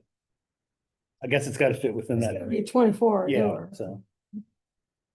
I'd probably say for that price, it's probably 24, probably. I guess. Probably take 20 days. Actually, this is did from US Fleet Service.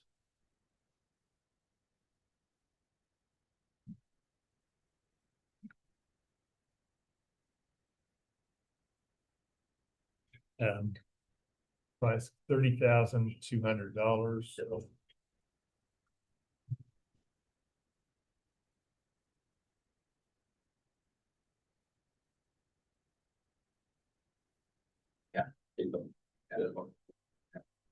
Hyundai Tucson.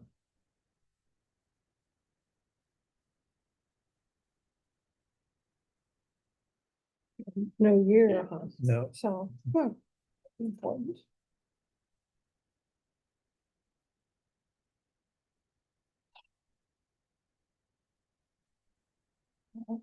I would make a motion to refer this back to staff for their review and recommendation. Second. Been moved and seconded to send these bids to staff for review and recommendations. All in favor? Aye. And next Commissioner Jacob Hansen at 10:05. More than willing to help you guys out, get it here. Thank you.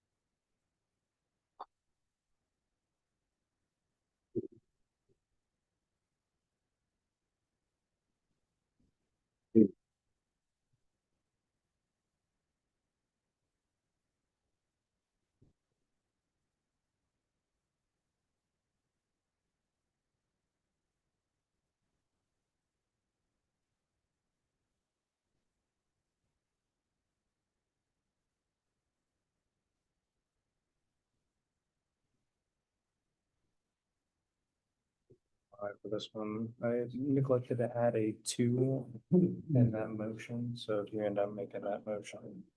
I wanna Oh, add okay. that in there. Good to know. Yep.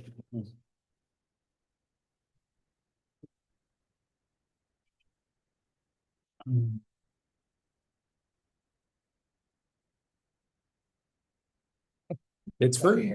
Yeah.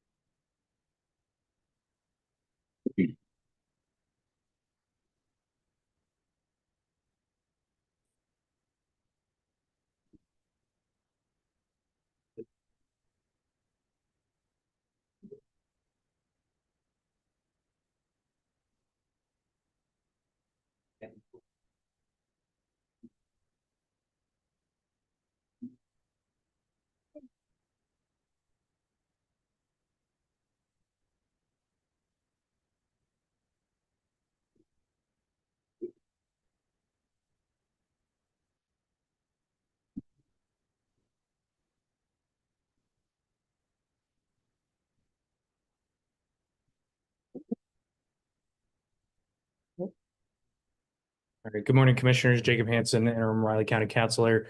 Today, of course, is the public hearing regarding the resolution creating the Peterson Ranch. Hold on.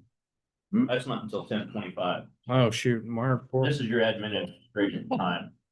Oh, well, the administrative time, this will then be for you guys to deliberate your temporary chambers. Apologies.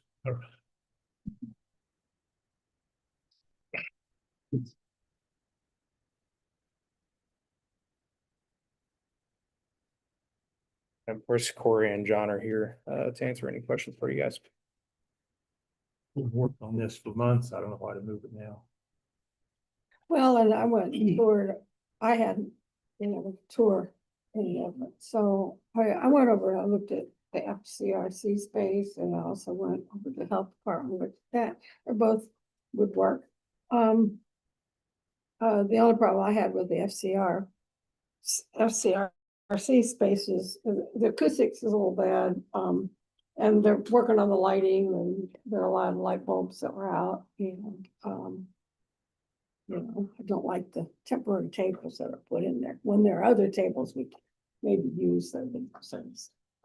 But I've got a concern with offices being stretched across an actual program there with the health department and constant walking through and interaction over that. I think the Yeah. tighter location over there is actually a little more convenient Okay, which one? over in the admin building there. No. You're only really interrupting two people over there, and the majority of the time they're out doing whatever they're doing or they're in their office, so we're not really invading anybody else's work and efforts in the time that we're over there. Yeah, and David's office a little bit, his old office is huge, David. You know, the other two offices are actually That in one the and the room there other with two it. They're are- small, but I don't need much space, to be honest with you, just a desk and Me either. average setup there, so it's not a big deal there. I mean, this whole thing isn't gonna be overly convenient for 6 months, but Yeah, I guess, 6 months is a long time, if so. 6 weeks or 6 days or something like that, whatever, but we're gonna be transplanted for a little while. I'd like to have it as convenient for us as possible. But how much is it inconvenience health department for us to take, because FCRC has a lot of rooms they can use otherwise but my saying, this is the only conference room you have in your building, right? Yeah, there's pros and cons for both. And you, Diane, can you come up here? Yeah.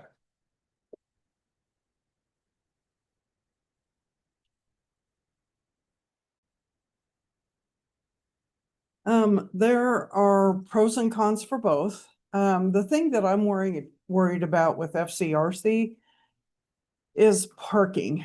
Making sure that nobody parks in our upper lot because that's our client lot and it fills up sometimes, and make sure that people, whether it's department heads or the public, don't walk into the health department on that upper level because it's a long way to the other end and it's confusing. So people will be just kind of, it would be hard to find your way down there if you're not familiar with the building. As far as using the admin building, that's not much of an inconvenience. There's some meetings on Mondays and Thursdays from noon to 1. We can relocate those over to FCRC because they're meetings that have been ongoing for a long time. So they could relocate. You would use the same entrance. You guys would use the same entrance as we do for admin on that off of Horton Manor, that on the upper level, that entrance. That would take you directly to the boardroom and to David's old office.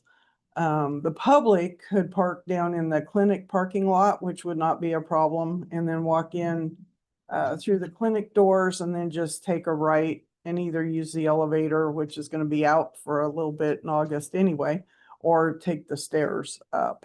So. Can I ask? Just one legal question I was thinking when Mhm. you were talking about it. At the FCRC Mhm. or terminal, right? Yeah.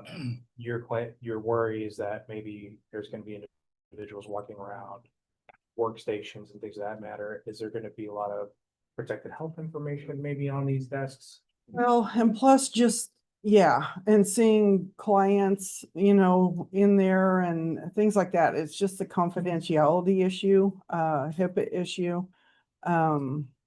Yeah. Okay. There's confidentiality, which we don't have over at admin.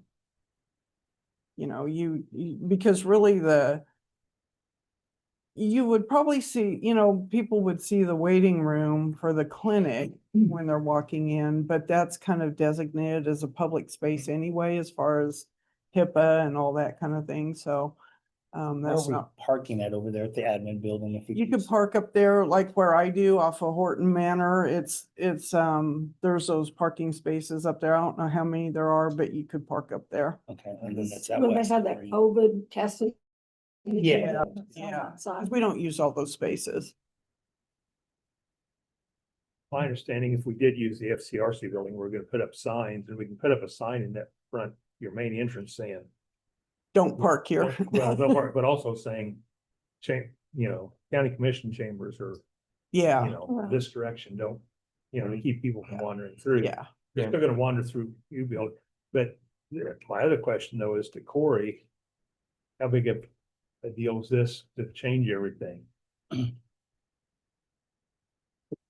know you spent a lot of time getting everything set up in that room. I would say that I'll need 3 days. Because there's no microphones in there. We've got to get a camera installed to handle the recording. Get chargers, all of the work that we've done and so forth in the offices as well. So the two offices are actually not networked to our network because they were used by other entity, but we can get those things in. Dave's office, old office is fine, but we'd need 3 days. Then I'd have to get with Lori, and we'd need to start go over cores and keys and fob access. So that I'd need 3 days. And Did what, you- what happens to all the stuff that's set up in the FCRC space? So the tables that are there that already have the mics, because I believe you've all been through there, those tables and those would come over. Those was going to be one table for each of you. Using a 5-foot or a 6-foot table, when you come up to those, you'll be hitting your knees on the legs and so forth. And we didn't think that would be convenient for, 6 months time. So we'd move those tables. There are 30 chairs already in. Well, there's not 30 chairs. We were able to set up what would be 30 chairs in there. But those chairs, when you put them up, which is the same as we have here, their seating is halfway up the screen. I have pictures of when we went over and set that up that I could show you. So that just depends on how much seating space you want to have. But again, so if you're gonna move all the cameras and everything out of the FCRC building over, or you have to get? Yeah, we have to move the one camera that's used, just like what's being used here, so that's broadcast out there. So we'll move that camera. We'll have to take down the security camera that's in there, which is fine. We'll disconnect that. But those are just the processes, the testing that we'll have to go through. There's no podium. We'll find a podium to bring in. So those will be the things we'll have to go through. Well, on those tables, they're the ones that are there, I mean, the tablecloths are, they need to be worked on. I mean, it's very impressionable. They're really wrinkled and kind of nasty, but on Add that the, on our list of things to do, the tablecloths, the lights, all those were all being planned and they were worked out with Public Works and everybody. So those other tables, those laminate tables, you say that you were trying to fit 2 people, couldn't each of us have one table and then we'd have plenty of knee space? of the tables that are already Yeah. there, like The ones that are roll arounds, the laminate, the ones that are part of them. so you could, yes. And they're more solid and like, Well, what I would point out is that if you take 5 6-foot tables, now you're 30-foot spread across. And we went and bought those 4-foot tables for the 5 of them so that you're only 20 feet apart from each other is what we did. So that, you'd have your own space, but you also wouldn't be too far apart from each other. We came in and measured that these are 4-foot areas right here. And we matched those so that your communication back and forth, because neither room has reinforcement. So talking to each other in the room and talking across, it's going to be your projected voice. The mic is not going to come out through. So if you're speaking soft, not going to be heard. If you're a robust voice, you'll be heard better. And that's going to be the same no matter which room you go to. yeah, I saw there were only 2 microphones out there. You're gonna add some more. There's those two big ones that we had in here originally. Those are the microphones that were in here originally. Those 2 are. And then there's one at the podium. So there's actually 3 mics in the room. Is that going to be enough to pick everybody up Yes. if we speak loud? When we had those mics set up in here, we had 3 mics. We had one here and then One there. one over there and one over here. Yes. The Rich has got it. As far as, I think the most important thing is commissioners be comfortable, but then the other top priority for me would be public access.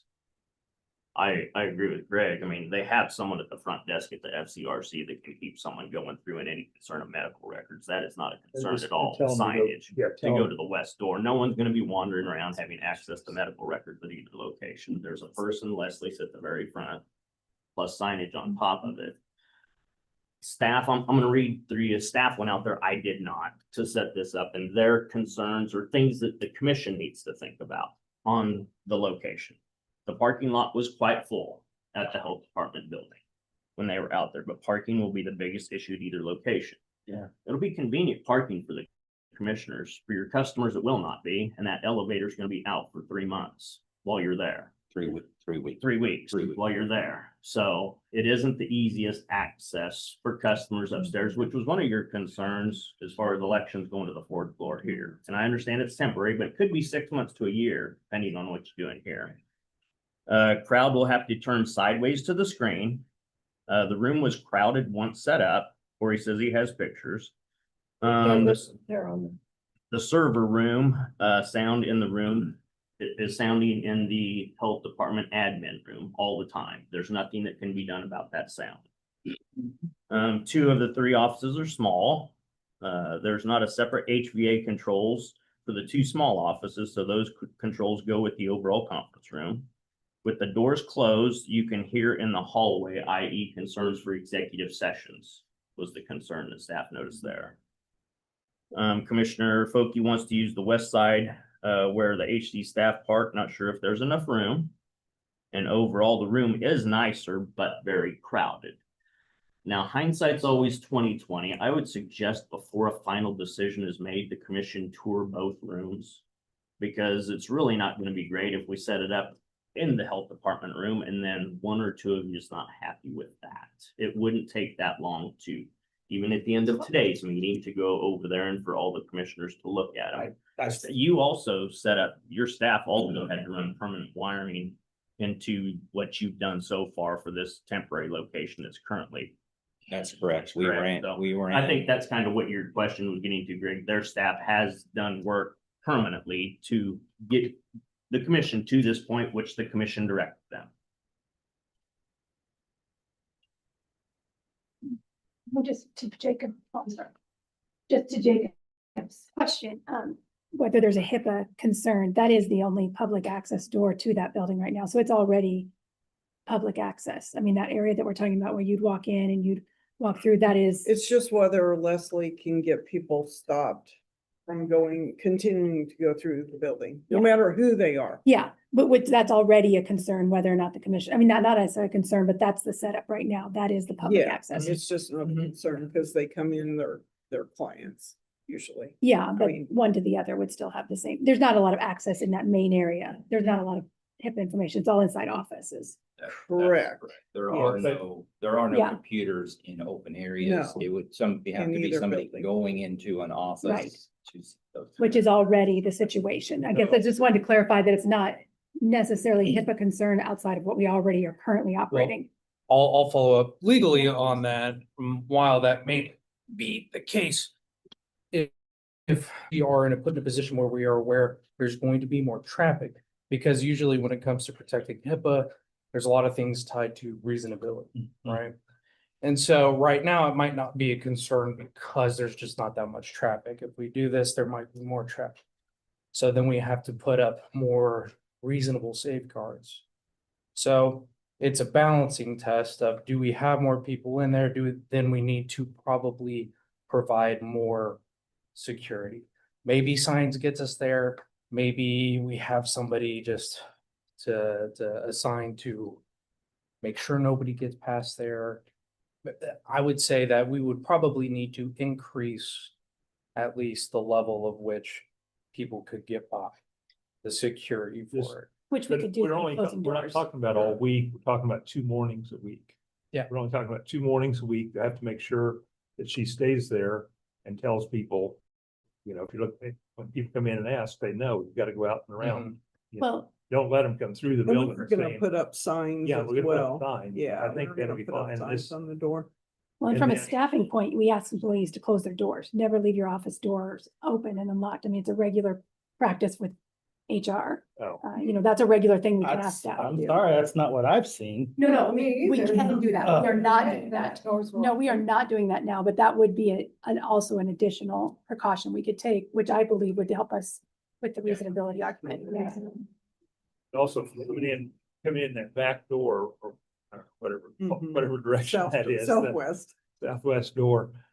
Because we were gonna block those doors so they couldn't go down the hallway, right? Yeah. Well, how does that work for us when two of those offices are going through the? Well, they'd have a parking lot. You don't have two customers. Yeah, I don't have a problem with you guys going through those doors. And one of them would be unlocked and we would also have signs on the hallway side of those doors and the elevator and the stairs going upstairs. Oh, So, no. we would make like 5 signs to do not enter signs to keep people in the hallway.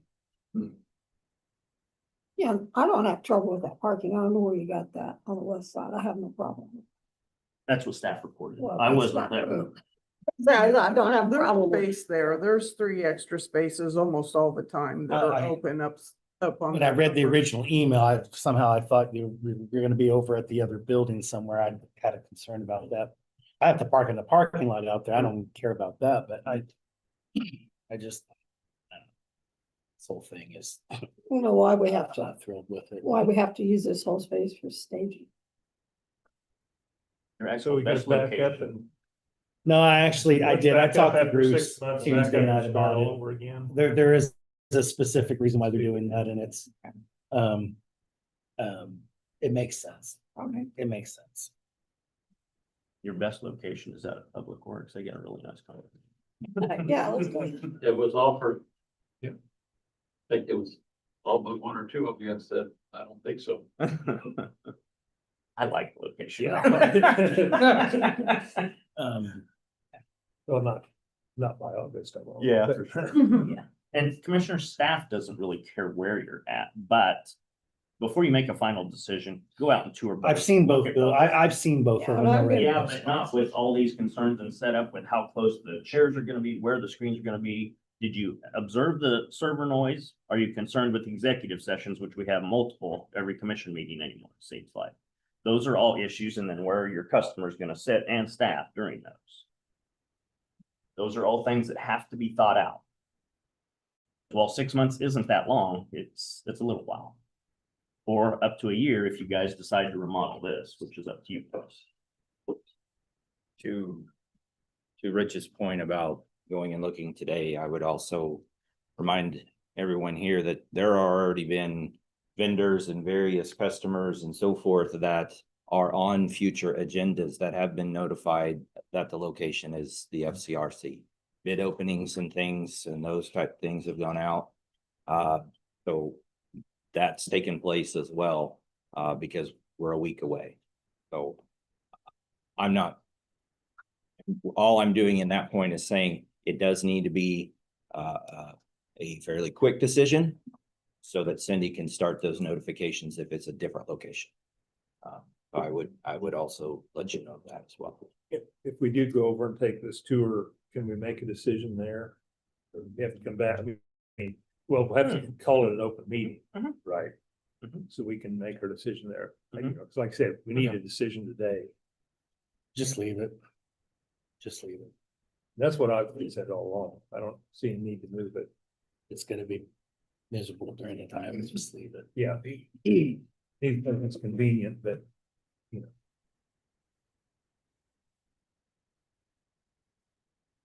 Yeah, I'd say keep it where it is. Make it work. The consensus of the board, do you want to vote on it? That's fine. Yeah, I can go either way with. Neither location's gonna be perfect at this point. Either way is gonna be good. I just want to make sure all the signage is up, Yeah. So that people know if we don't get a lot of public people coming in. Probably will now. Now, we probably will now, but I mean, except for the RHID thing, we really don't have to fill up this chamber, so we. Yeah. But if we have a lot of signage. Keep so people jinxing know us. Where to park and where not to park, I think go this way, don't come in this way. If we can get that done in that length of time, that'd be, Conversations were already started on all those things, Okay. even changing the lights, but we stopped. yeah. Well, looks, So- both spots look Yeah. fine. And you can clean up all, I know that was one of Commissioner Koke's concerns, all the stuff that's stored in there and get that out of there. Of the Yeah, that was the big intention. CRC room. It just doesn't look neat. Oh, yeah, all of that. It's already done. It's already done. Yeah, it looks- Diane and her staff. Now, you can get signage done, that the Have- commission's concerned with, to be sure, for parking and customers, and work with Diane that way. And when we're gonna have, when are we gonna be able to have access to the spot? Yeah, and when are the board and those We'll do approved that staff today. gonna have access? We will do that today. We, again, something that we stopped progress on Okay. once all this come up. So Yeah, well, I'd have got in sooner if we could get in, if it was locked up. that'll be done today.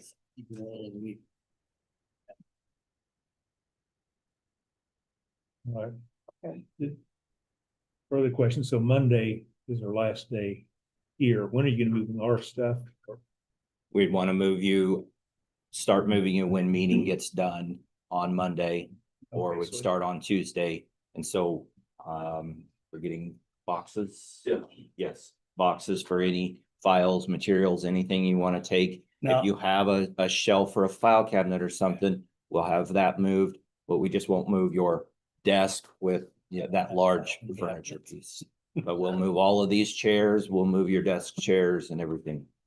And you said we'd have access to our offices. I want to make sure I That's can get good. in mine because that always. That was gonna be my question too, because if I have access to it, then I don't need You to don't need to. up and move everything. There was no thought of any of that being, of your access being taken away. And we'll just make sure that wherever they're staging things at, there is still a walkway. to get Okay. there. Good. Because I know the other day when I came in when the blood bank was going, I had to move a bunch of. No, we won't let Thanks. your doors be blocked so that you would still have access. Oh, And you okay. can they can just let us know when we're doing our offices, so we'll know. Yeah, what I'd like to see is when they do your offices, so you're Commissioner Koke's will be one of the first ones, because as they work third floor down on the alley side. But I'd like you to pack up some of the stuff that are on the shelves, breakables that you don't want. And make sure that we push that out of the way so they're not into that at all. And I think, John, you said they can just put it under their names. That I think most for that on or around their desk, they will cover up with plastic to keep the dust and some of that image from happening. Under would be great, probably to keep it protected. I'm looking at your trophies and your set stuff. Okay. Does Yeah. staff know and commissioners know who has what office? That way staff knows where to put your guys' stuff in your new offices. Has that been settled? Because they need No. to know that. You can have the one off of the building. I can take the one down the hall. And you had said you wanted. I'll take the, what is it, The 107? cold one? Yeah, the cold one. You Oh, okay the with that, cold one. Catherine? I don't know, Alex from EMS said that the air conditioner blows really, really good. Okay, I know which one that is. But if I have access to mine throughout the process, I don't need to move files. I can just. I don't see any reason why you can't come in and blow it out or something. I'm just asking, you take your memorabilia stuff off. Yeah, I can leave all of it. I don't need much space. But also, I just want to make sure you guys understand you need to move all of your personal things. Right. Staff can't move that. It shouldn't move that for you. So I just want to make sure that point's clear. That all of your personal things off the shelves, the wall, anywhere like that, so that it's not damaged. You got some packing paper? I've got some tubs. I don't need, We can get you some of that. okay. stuff, So you're clear on who has what office? Yes. Okay. Yes, thank you. John's the fireman and Greg, but I'm off of the conference room. I like to have some of those dividers, so it isn't such a Yep. huge. thing. There's right there in that room, there's a set of double doors that have all the dividers from when we had COVID tracers set up. So Yeah, we we looked took there one yesterday. it'll be moved real a couple simple to around. get in there. Yeah. The lighting's getting improved. We were replacing the light bulb and the chandeliers. There's some floodlights up there that are. Yeah, do you want the can lights replaced too? Yeah, get as much lighting in there as possible. You gotta remember, we're gonna be in there during the shortest days of the year, in the I morning. just had a hard time. If the spotlights are on the wall, they're pointing to now. we probably don't really want them to point out the audience. We're just gonna spotlight on Do they swivel or anything? I didn't look at them. it. I think those will, Swivel to point to us more than. but I don't know if you really want that spotlight on you. The spotlight's always on us. But we're gonna. We're increasing that. Well, focus on Yeah. something, but not at the audience. Whatever. But I noticed there were some lights out on those floodlights and if they were replaced, whichever way they go, Yeah. it'd help. Commissioner, just for clarification, do you want to implement having the staff close and lock their doors whenever they're not in their office? Staff, Yes. you will need to communicate that. I can do that. That won't be a problem. But we're gonna prevent people from coming in and. Yeah. Yeah. Yeah. We do. That's more ideal, Yeah. but Well, and the one off the conference room doesn't have doors, so, the computer, somebody. your office, you mean? Yeah, the one that I'm gonna do. Oh, there's no door on that office? There's a door Yeah. on that office, but there's a big window. Yeah. That needs Yeah. probably that. So we were film on gonna, it. ask if you wanted it blacked out or if you wanted a tint. On like a- that door Like a and car that tint. exit door or entrance door that nobody has a key to. Yeah, that's the In the double conference doors room. out to the west, on the west end of the FCRC building. Nobody from the health department has keys to that door. It's the double Oh, out Okay, doors. yeah, So that goes right from Catherine's office outdoors. no, No. no, there's no direct access No. outside from any of the No. offices. Yeah, no, You're it's talking outside of that. I was just Yeah. wondering if there was because of the Yeah. space and if there was a door that We'll closed the read office. the key master key keeper over here. We know what locks are in them and who could have access. So, But we had talked about putting the film on those outside Yep. windows just for executive sessions. Yep. that- yep, we'll make sure of that. Put that on. Yeah, the 'cause Big window Yep. too. Where my office did has blinds. Yeah. Which is fine. We'll get that taken. Said you can get us some Yeah. boxes. Yeah. We need to do that Monday afternoon or when, or can we do that Monday after our meeting? Just box it, because I don't have that much. All right, they can bring them down here and send them. And then- I've got time Monday afternoon. Because Yeah, we need to get. We've got the boxes that have arrived, so we'll just go get some packing paper or bubble wrap type stuff. I'll send it over here in that side room here. Oh, okay. And then you can come get what you need. All right. Some got Thanks, stuff Sean. on the wall or taped out.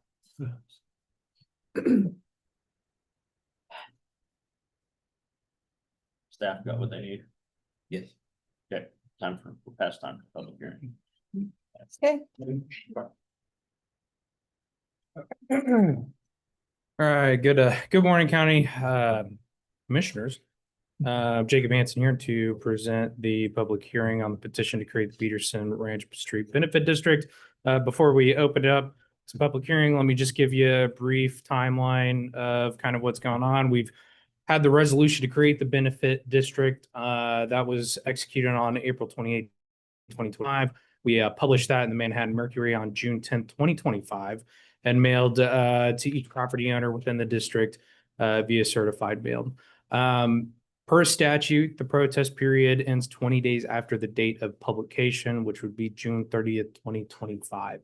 So we're holding this public hearing a few days prior to the close of that protest period. So how I crafted the possible motion, it just kind of takes that extra few days into effect here. Otherwise, if you have any questions for me, otherwise just open it up for public comment, and just if there are any individuals interested in speaking during the public hearing, you're limited to 3 minutes. We'll move forward. And you come up. So we'll go ahead and open the public hearing. Like I said, anybody wants to comment, will need to come to the and state your name.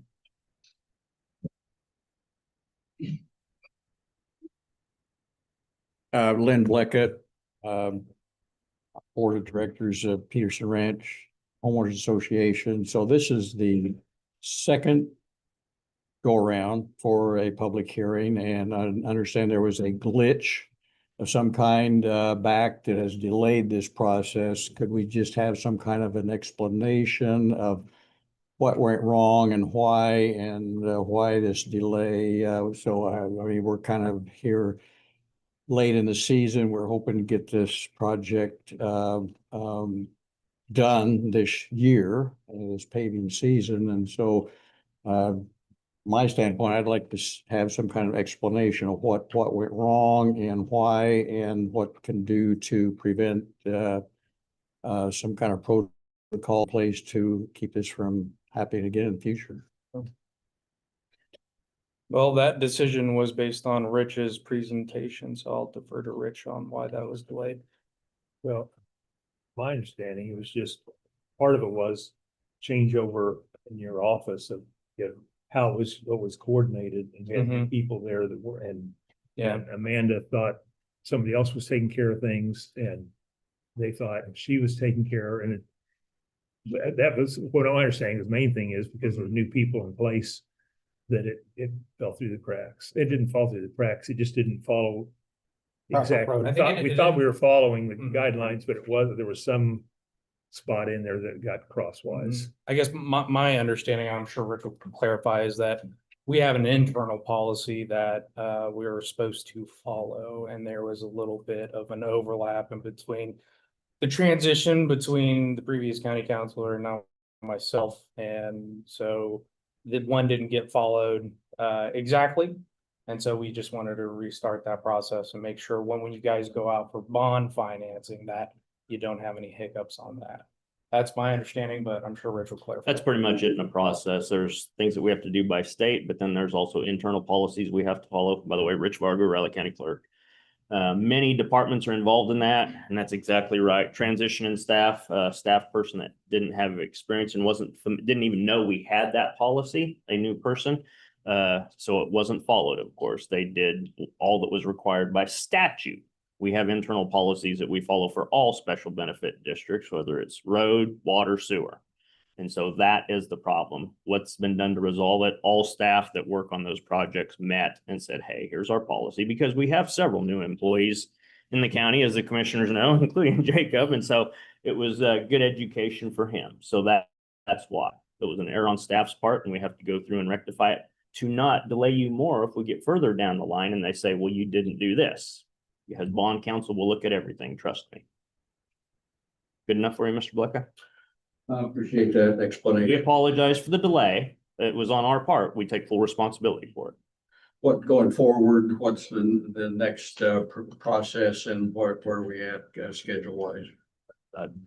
So yeah, as far as statutory process, once the protest period lapses, which is that June 30th date, on July 1st, there is, of course, and there's a motion here on for today, but you have to wait till the protest period ends, which is like June 30th. And then after July 1st, we'll go ahead and start the process, and we're directing the Public Works department to go ahead and start establishing the fund.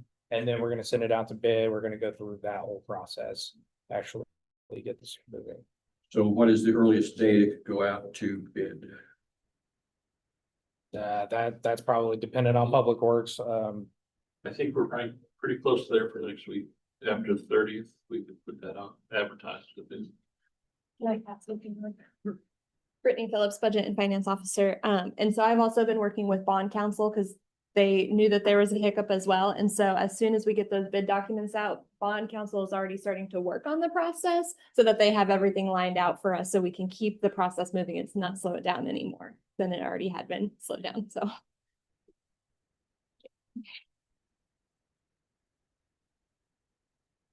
And as I said, the Public Works had been proceeding with getting the plans ready, and everything's ready for bid, just so when this process is completed, it's ready to bid. Any other comments? Need to go to the podium. Yeah, if you want to. Yeah, so Troy Anderson, Peterson Ranch board member and resident. So I'm more inquisitive on the timeline from there as well. So once it goes to bid, How long are the bids? What's the process? Once the bids are in and we have time to review and we align, what's the process of actually getting the work done? All to, I think Lynn's bottom line question is, can we expect to get this done before the end of this season? Just one thing I would note for the commissioners, the purpose of this is a public hearing on whether or not people are in opposition of the district itself. Now, if we want to use the time to answer folks' questions, we can certainly do that. Okay. But that's not exactly what the time set aside here today is That's not for. a public hearing. Yeah, public hearing, anybody comment on whether they don't want this project, I guess is what we're here for. If that, then I can close the public hearing, but we can go ahead. But we with can the still answer questions. explanation, John, if you can kind of give an idea what the timeline might be.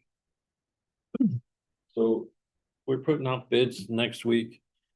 We can open bids late July. We need 20-30 days. I think 20-day advertised period before we can open up bids. So we can do that towards the end of July. Depends on how quickly we can get that with you to review the options that we are including in the bid documents. And then we'll turn around and bring it back to the commission to approve the bids and what option. And we can get, after that's approved, then we get that with contractor to set his date, whatever contractor is the low bid or the approved bid. So we're within a month and a half of we can tell them the contractor they can go. Now what their schedule is after that is out of our control now too. So it depends on how busy that particular buyer, Schilling or somebody else contractor is. The funding part, I'm not sure how soon that comes around, but a lot of it'll depend on what the final dollar is at the end of the contract, the project.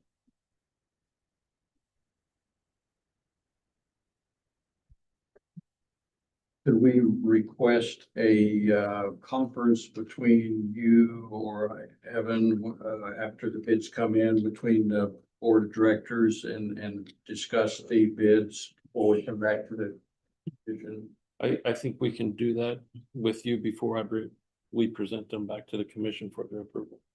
And we'll try to do that within a week or so of getting that bid that week, or hopefully that week or early the next. That would be ideal, yes. Thanks, John. Comments? Before, do we need to make a motion? Oh, yeah, if you would. Yeah, got it, for sure.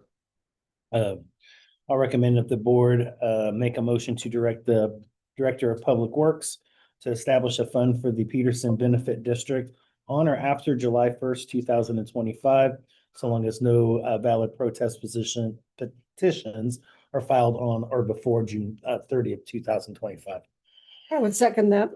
Been moved and seconded to direct the Director of Public Works to establish a fund for Peterson Ranch Benefit District on or after July 1st, 2025, so long as no valid protest petitions are filed on or before June 30th. On favor? Aye. Aye.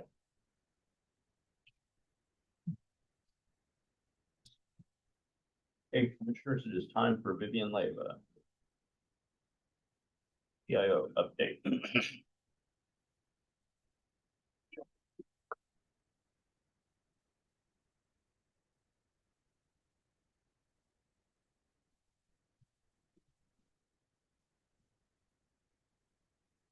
Our way. Hi. Vivian Leyva, Public Information Officer. First and most importantly, wanted to give you a quick update about civic clerk progress. We're going really well. We've had a lot of tests and worked out some bugs. We've got the broadcast going. There are more steps to completing things than we had anticipated at first, but I think we've worked most of it out. And we've watched there's kind of a separate, I want to say portal for commissioners to use. They have video training about that and we will walk you through it. The target date is still August 7th.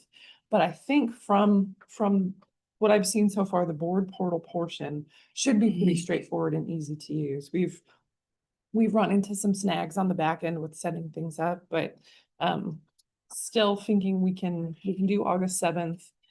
Minute Track has been giving us some headaches, and I know IT has it has crashed like 5 computers, and they have to keep giving Cindy like wiping a computer and giving her a new one. So it's been a huge headache. And we thought at one point we were gonna have to flip the switch earlier. Right now, we're getting by for now. The public side of the civic clerk, I can send you a link for that. It is running, but it's not yet available to the public. So you can see kind of what it's gonna look like when the public clicks that like commission meeting icon on our front page.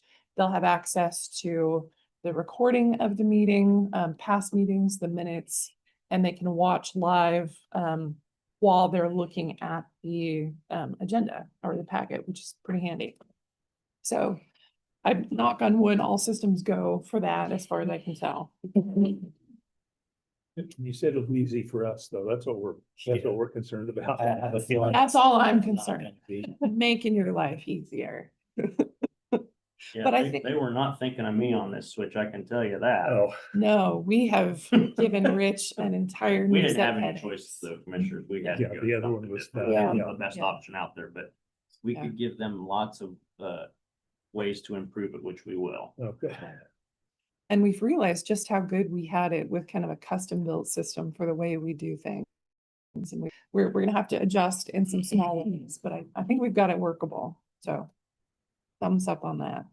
Leadership candidates, Amanda, Amy, and I are kind of serving on the selection board to present candidates both for the Flint Hills Regional Leadership Program and the NACO High Performing Leaders. So we've put it out to department heads and department assistants to work and kind of nominate folks and their staff. This group will look through the applications and make a recommendation for you to send 2 people to meeting. So that's coming up soon. End of the day, June 30th, we'll be accepting applications. So been working on that. And then the planning and preparation for employee day is going really well. I met yesterday with Brittany and Amanda to kind of get that afternoon panel discussion where we're talking about the strategic facilities plan lined up. We're hoping to have the consultants, Emily and Molly. Man, I was way off. Molly and Grant, I even had it written down and I got that wrong. But who walked us through that strategic facilities planning process, they might be able to come and visit and talk about, why we did this, what's the process we used, what's going to happen moving forward, kind of this domino knocked over and it's going to knock over these few. So they know what to expect. And we've had feedback from employees during past employee day meetings that they really want to know more about what's going on here. I'm in a unique position, and a few of us in the room are, that we get to talk to a lot of different departments, but the folks in those departments don't always know what's happening kind of across the county. So we're going to make an effort to make that part of the employee day as well. We've secured a keynote speaker.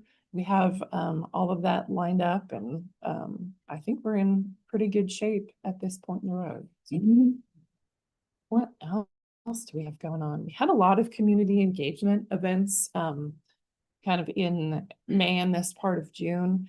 The health department had a lot of great information to share about Safe Kids Month and the weekly car seat check lane that happens at Manhattan Fire Department headquarters. They have certified car seat technicians. And if you're installing a car seat for the first time, if your child is growing, you need to change the position of the seat, install a new one.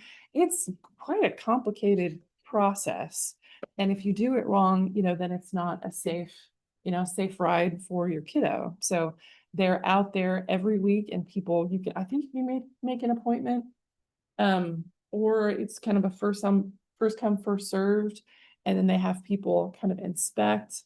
They talk to you about your child's height and weight, make sure that the seat is appropriate for them, and then install it correctly. And we'll show you how to install it correctly. So that's a really nice service that they provide. They don't give away free car seats. I've been trying to make that point for them, but they will help you install your car seat safely. I think it's a great thing. I'm gonna help you get caught up here. So Fireworks safety, of course, right now is on people's minds. I was working on some of those graphics today, and it's the standard stuff. Gonna work with Shanika on more fentanyl and opioid awareness information just to push out, linking folks to resources. We shared information about where to get naloxone, which that's the like generic word for Narcan in the community, talking about summer heat. We've already had our first heat wave. And then trying to get some ideas together.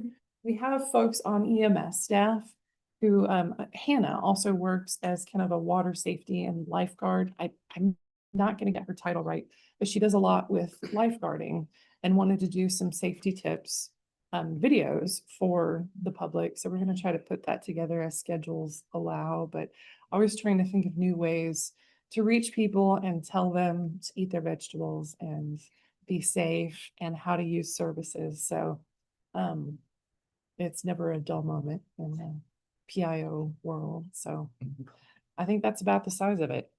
I have I did want to explain one thing under the website statistics. I listed organic search versus direct link. So organic search is when you Google something like Riley County Treasurer's Office, and you go directly from Google to whatever page of our site that you're looking for. And that is definitely the vast majority of the traffic that visits our website, which is one of the many reasons we try to make sure that we're putting relevant information in the right place. So when you Google it, Google will pick it up and send you to where you need to go. That's working well. That's a good sign. Direct link are those people who kind of know our website URL and go right there, which is also a pretty large number. RileyCountyKS.gov is relatively easy to remember. So they're typing it in right there. But whether or not that's interesting to the rest of the world, I found it kind of interesting, so I shared it. But there we are. Do you have any questions for me or advice or requests? Okay, easy enough. Thank you very much. Thanks for the next session at 10:55. I need a couple minutes. Yeah, you got that. You got it. Yeah. 11:10. Okay.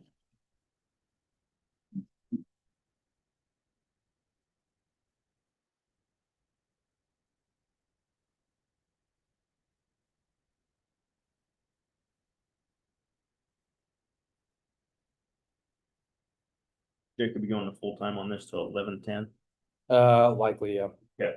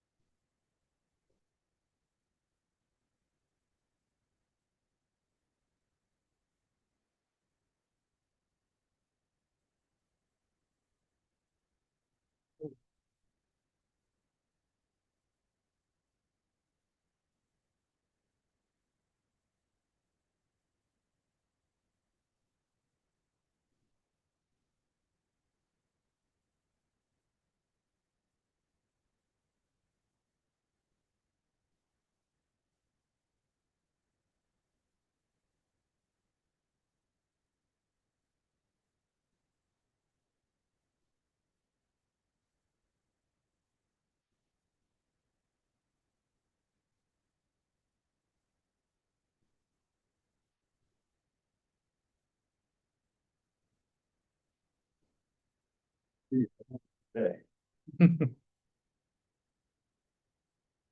And this is one of the cooler days.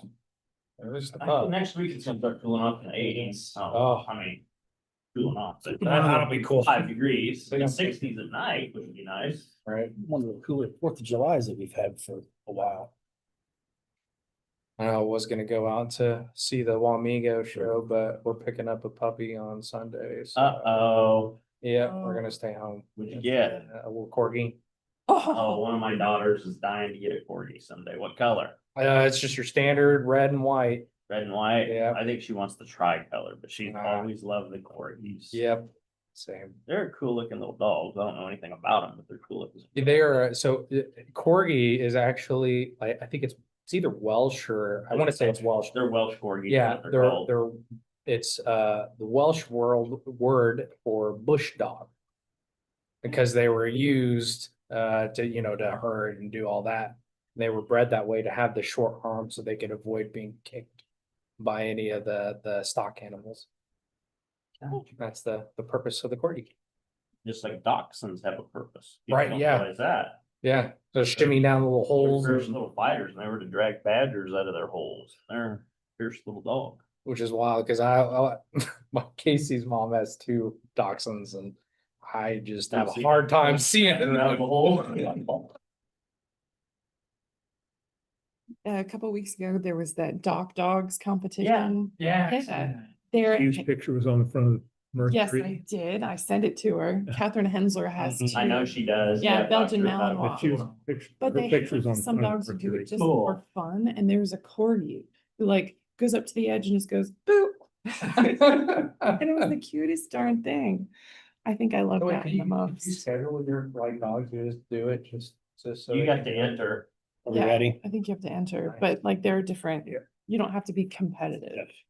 I'm gonna move that the county commissioners, including Chairman McKinley, Vice Chair Foki, and Commissioner Ford, with Jacob Hansen, interim county counselor, and Vivian Leva, public information officer, recess into executive session pursuant to the attorney-client consultation exception to the Kansas Open Meetings Act regarding pending litigation, and the open meeting to resume in the county commission chamber at 11:10 a.m. Is that going to be enough time? I think so. Okay, I would second that. So moved and seconded for the county commission to recess into executive session, for reasons previously stated under the attorney-client consultation exception, the Kansas Open Meeting Act. All in favor? Aye.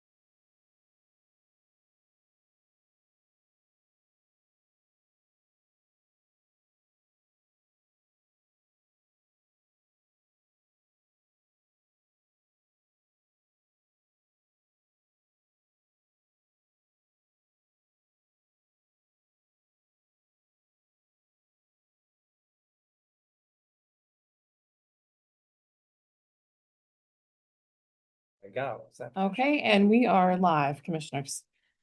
I'll go ahead and move that the Board of County Commissioners come out of executive session. I would second that. Been moved and seconded to come out of executive session. All in favor? Aye. Also move that the record reflect action shall be taken consistent with the consensus reached in executive session. I would second that. Been moved and seconded, the record reflect action shall be taken consistent with the consensus reached in executive session. All in favor? Aye. Next, Commissioner, you have Britton Phillips. In executive session, the budget. Oh, boy. Yeah. Can we just stay in executive session? Yeah, that might be a good choice. Considering, yeah. What this looks like. Just our first blush look at it, just the beginning point. We'll It's get there. It's farther off than I. Do you want the bid sheets? You take the bid. sheets? No, I'm not. I have the one. It's the only one I need. Thank you. Yeah. Everyone else's information in case you have it. Okay, fair enough. I literally said it to Shasta. Good to know. Yeah, That's how I'll address it. That's totally his. Here on out. Or I you just can thought say. it was A what? Taylor Swift things. I get to be in your office tomorrow morning to get my stuff done. Just at the last second. Yeah, you want more? Yeah. We can slide in. That's the- Also, what's it done, right? I want more. I didn't ask for anything.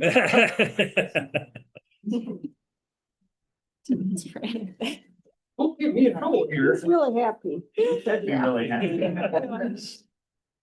Good grief. He's just unhappy that he had to get out of his office. That's right. Now, flow with the rest of it. Right. I mean, I can't believe I'm seeing it here.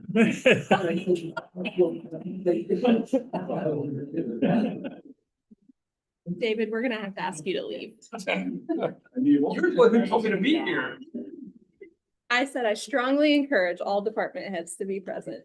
Everybody had to be. Everybody except you. She didn't know how to do it.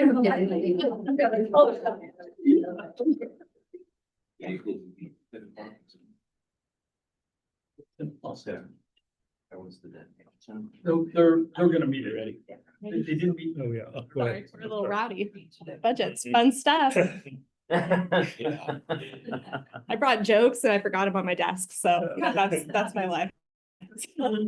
Good morning, Commissioners. Brittany Phillips, Budget and Finance Officer here to really to present all of our budgets. So this is our first official work session.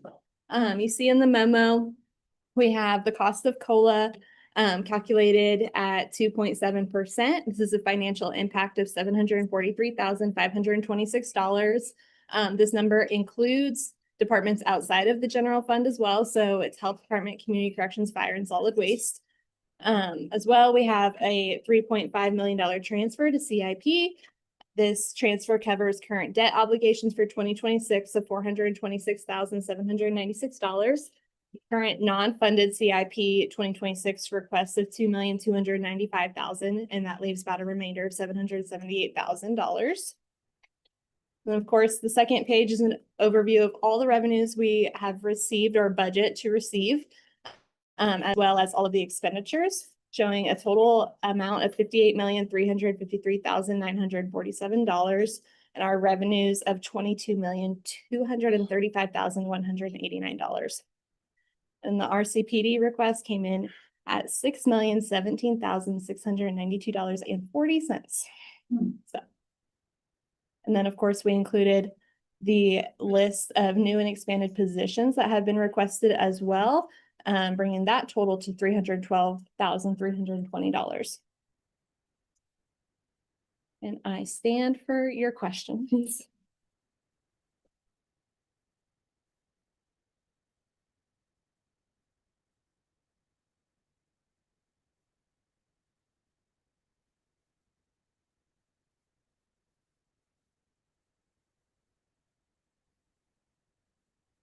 Hmm. 11.5%. Yeah. Increase. That can't happen. Pretty much the same story with me. We've got to get it down to flat at least.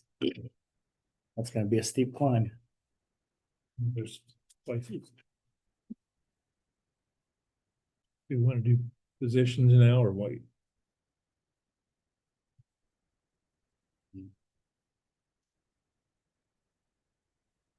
Yes. This is just the first blush for the commissioners. Of course, we didn't expect a long drawn out discussion, but in that 11% increase, I think, I go through and analyze this stuff too. And, but what got us here is a 1.6, almost 1.7 million less in revenue. Yeah. So that's not more in expenditures, but less in Right. revenue. Interest rates are going the wrong way for the revenue side. You've got 1.52 million more in just the three Cs. That's not impacting person. You got that much there. You've got 1.185 in personnel with COLA increase. That includes COLA increase. And you've got $312,000 in there in new positions. We all do need new positions from time to time. It is the most costly thing you can approve because they go up every year. Right. And so I'm always an advocate of having more for those that are here doing the work currently, but at the same time, commissioners, even if we're not a growing community, because you can't say population wise, we're a highly educated community and our community demands a high level of services, a high level of expectation. So that's just the beginning point on where to look at it. And there's more dialogue we can have later for sure. And RCPD is almost a $500,000. RCPD, they threw another 75,000 on their Brittany budgeted for the offsite inmate housing now that we have that we've never had before, commissioners. We got the increase from RCPD, which is a mandate. And so with those mandates, I'd encourage you not to penalize your staff here because of those mandates and find other places. But we are gonna have to cut, no doubt. I'm after services this time. And other entities, I'll remain nameless, continue to chop us at the legs. If you demand the services, then you need to provide the resources to provide those services, or you don't want those services. Can't burn the candle at both ends of the stick. You just can't. So my recommendation would be maybe to turn to the Budget and Finance Committee and find some places within this structure where we can cut some services and programs first. I don't want to go after our employees at this point in time. That's off limits to me. But yeah, 11% is not going to work. That's not palatable. And we're always glad it's budget plan for me, but where we would always start with all the departments and Sure, department head yeah. meeting, have a discussion. So, okay, you all see where we're at now and you heard the commission's direction. You guys are the ones that are in charge of the budget. So let's put our heads together and see what we can do to help find some, hopefully the low hanging fruit first and then continue to chop. Exactly. And I will say, we did start that process last year. I mean, Rich's office is a good example. We had Fish and Game, wildlife parks, stuff like that, that we cut services in. We didn't cut staff. We moved things around, but those are areas that, and it's my understanding that a lot of staff reviewed their departments last year when we were doing this to see what they could cut in services. You need to continue to analyze that, and if it's service-based to the public right now, Well, and you gotta look at it. we always get complaints that property taxes are too high. Those are probably the most complaints we get. And, what services do we need to cut or cut back on to do that? That's always my answer when someone says that. So we talked about this in our meeting, department head meetings this past month, and said we don't like to cut programs, but I'd rather do that than cut money for our good employees. And the COLA and all that's off the table as far as I'm concerned. We're not touching that. New positions, we'll have to discuss that along the way. I think everybody knows where I'm at on that typically, but So you don't want to do COLA at all? no, I do. Oh, you do? Okay. Absolutely. Yeah. Okay, that's what. That's untouched. We got to continue with that. We got to take care of our people. Even if we don't get provided the resources to do it, we got to figure that one out. But that'll give us a good start, or at least a good direction to start getting the ball rolling. What about the state mandated stuff like that? And, the Stuff that- driver's stuff licenses and all those that they want us, that we cover, that they need to cover. We need to talk about it. Yeah. We do. The other subsidations of other services to potentially other counties and things too. That's not. It's not a happy ray of sunshine, but look where we're at.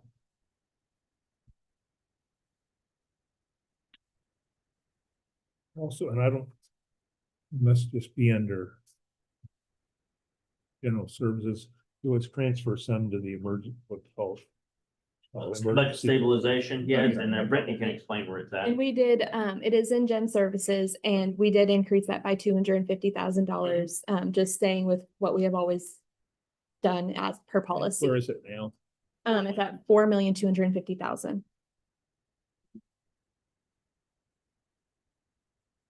Remember also on top of that, commissioners, but Commissioner McKinley, to your question, we have 500,000 also in CIP that we keep as a reserve in CIP. So because that is something that bond agencies, we always point out that we have this, but we also have this 500,000 as well. That's not ever been dedicated to any project.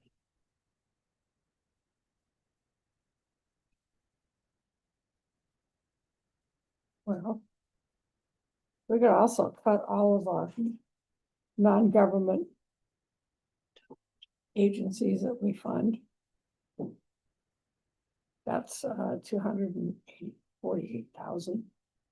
I think if anything there, we should at least move everybody flat and not add anything new. And I don't know if Jacob's aware of the document, but Mr. Holman always updated or presented to the commission at this time the document that he developed years ago, giving the statutory guidelines on which of the appropriations are required, i.e. RCPD extension, and which you are not required. Not aware, but I can sure find it. Okay. It's always a good reminder to refresh your memory each year. And I have extension highlighted, of course, because you guys have already approved that once. And it was flat. so Yeah, I- it's flat, yeah, so. That's what it is, but. And I agree with what Catherine's saying along those lines. You have to remember, there are many of these functions here. You don't have a choice. We got to do them. A lot of our offices, you can cut me to zero with elections, but you're still going to have to pay the bill at the end of the day. Commissioner McKinley, Shiloh wanted to talk about interest, if you're okay with her coming Sure. up. On my list.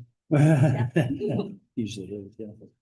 So, so to prepare for this budget season, I contacted Greg Behrenberg just to, because I'm definitely not a financial expert as far as investing goes. I've just kind of done what I've learned, and he was the one who did recommend that I use a 3.5% interest rate for next year, because they're anticipating at least 3 reductions in the rates of 0.25%. So that is where I started. And so that is the percentage that I use. That's why that amount is lower than what we budgeted for this year.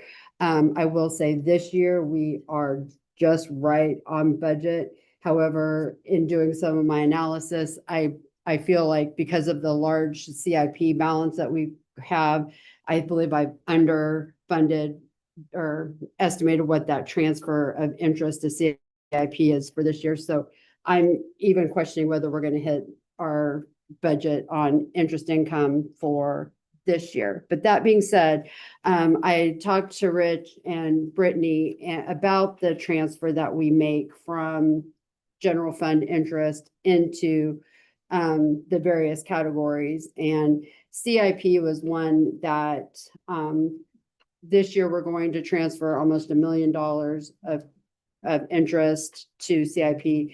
I have budgeted for 26 $1 million going into CIP. And so was just going to bring it to the commission's attention that we are not statutorily required to transfer that interest. I think it's just been a way that they've used to fund putting additional money into CIP, but we're currently carrying a fairly large balance. And just wanted to offer that up as an option that we could increase our revenues in the general fund this year for 26 by about $1 million if we don't make that transfer. And I'm just saying, maybe you can decide whether you want that just to be a temporary halt for a while until we, or, it's just an option. I wanted to, put it out to you as for consideration. Well, that whole CIP transfer, first one, Yeah, and because we have a huge amount. We We have a do. giant amount in CIP right now. And I know we're looking at projects in the future, but we've got to look at today too. yeah, and I mean, next year we've got the north and south end redevelopment that's coming online that'll give us, help a little bit. yeah, give us like $600,000 or something increase. So I was thinking of decreasing that this year and then filling it back in with the other net the next year for that for 27. But I didn't, I wasn't aware of that one though. So that helps That's another too. million on Right. top of what it has. That kind of Anyway, almost puts that about halfway there through that process. yes. And maybe you know that, but that transfer you're talking about to CIP, that's a little over 700,000 that you could take out of there that isn't No, it's obligated. 3.5. I know, but a lot of that's obligated. And we have, how many millions do we have in there right now? Well, it's obligated to things that we have payments on. You can, and you can whittle away at your balance in there, but the $1 million would be new monies that traditionally each year go to CIP. That would be a change. And the reason it was done that way in the early years is because the CIP balance wasn't very big. Yeah. It was a way to build it up. And to your point, it is built up. And so it's a way to consider doing that to address this year's concern. But remember, those are one-time monies, and the interest will be there next year, maybe not at the same rate, at the same level. But at some point in time, it catches up to you. What we see today, if you look back in the last 15 years, I've looked at mill levies. It's happened in my career every time, commissioners, every time commissions have dropped the mill levies. And I've got all the documentation here. We dropped it from 23 to 25, 4.27 mils decrease. It's caught up with you. It happens every time. From Commissioners, win to win though. from 23 to 25. Okay. We had 3 years at 42, right at 42.2. And that's how it's happened every time, commissioners, through 30-some years of experience. The commissioners leave it level, live off the valuation, and it kind of keeps up with cost of living, and you can stay pretty steady. Yeah, people still see a tax increase because valuations go up. Budget still goes up because of valuation increase. But you don't have the ups and downs in the mill levies. And we're down about how many mills? Just about the same amount we've cut in the last 2 years. And so it catches up with you sooner or later, and the revenue neutral rate system doesn't help if your goal is just to meet that, because it penalizes you each year. And so if you can continue to do it, you just got to figure out what services you're going to cut. And to Rich's point, if we continue to drop that down every year to the revenue neutral, that will later on impact our credit rating that we have for bonds. And that does make a huge, when bonds council is reviewing us, and Moody's is reviewing us, that they look at that to see if we're financially stable.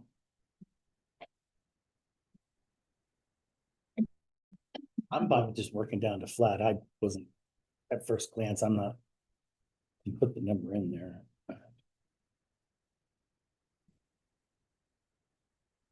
Yeah, we're not gonna cut 4.7 something million dollars out of this. That's just not. That's not gonna be feasible. Well, the cost of products that we use, everything seems to be going up. We've got some inflationary things happening in the economy that will then. That's the intriguing part, is inflation isn't going up. It's just the cost of everything else Yeah, going up. so. I think for a few years there, we kind of lived in that inflationary period a little bit, and it balanced out, but it's not there anymore. So.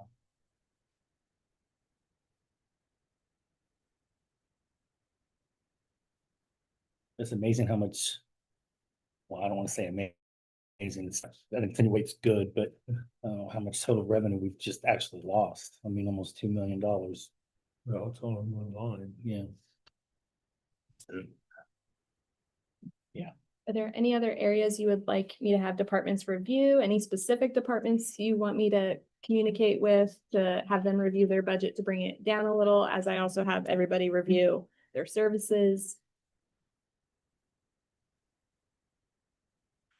No, one in particular, there isn't any one person that's Right. trying to jump at all. It's just overall, we need to be careful.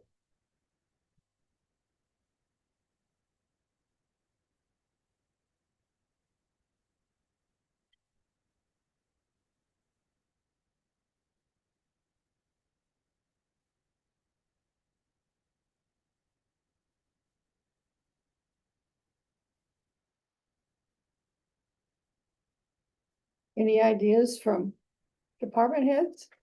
And how we can cut? In your department or on your department? Your department. One of them. But yeah, elections as well. In fairness. But yeah, you're one of them. And that was the other thing, because I know you've said next year being an even year of elections, there's more elections. So it would go up, and it went up last year when it went from 24 to 25, when it went from the big election, the small one was still raised, it was still increased, and now we got a sizable increase this year. The biggest increase this year is 38%. due to 30% increase in hardware and software costs. Oh. We can't go to another vendor just willy-nilly, and there's very few vendors that are approved in the state for elections, but it's on my list. I go through and I highlight all the high percentages, and one elections was highlighted, and I'm going through and reviewing that. Okay, that's why I just wondered why that. I mean, you said it's always. And of course, the it takes largest more in for all the of us is personnel, and so I don't look at that portion, but the Yeah. three Cs is what I'm looking at. What was our CPD COLA? We just approved that. 2.4, I believe. 4. 2.4. Yeah. RCPD's had some different wage adjustments than we've had. And And their scale's somewhat different than ours as well. They already had that last quarter of the salary survey that they did 5 years ago, whatever it was too. Right. so Would not be an apples to apples comparison. is the 2.7, I know that comes from the national average. Is there a state average? Is there any difference? There can be a region. Yeah, so that, go ahead, did you want? Oh, yeah, it's the CPIU, so it is the national average for urban areas similar to our area. And so we put in our geographic, but how we exist in the national level, and that is a 12-month average ending at the end of December of 24. So we have a look back average across the whole year.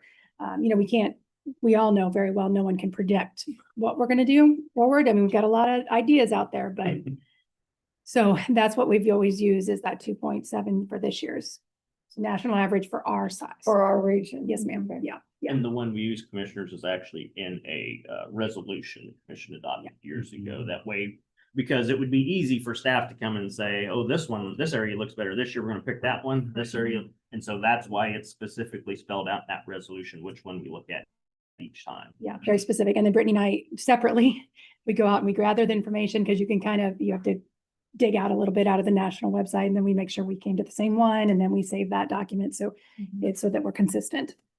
And then we work on COLA separately We as do. well. So then both of us are working in each department, looking at COLA, calculating, and then making sure at the end our numbers all match.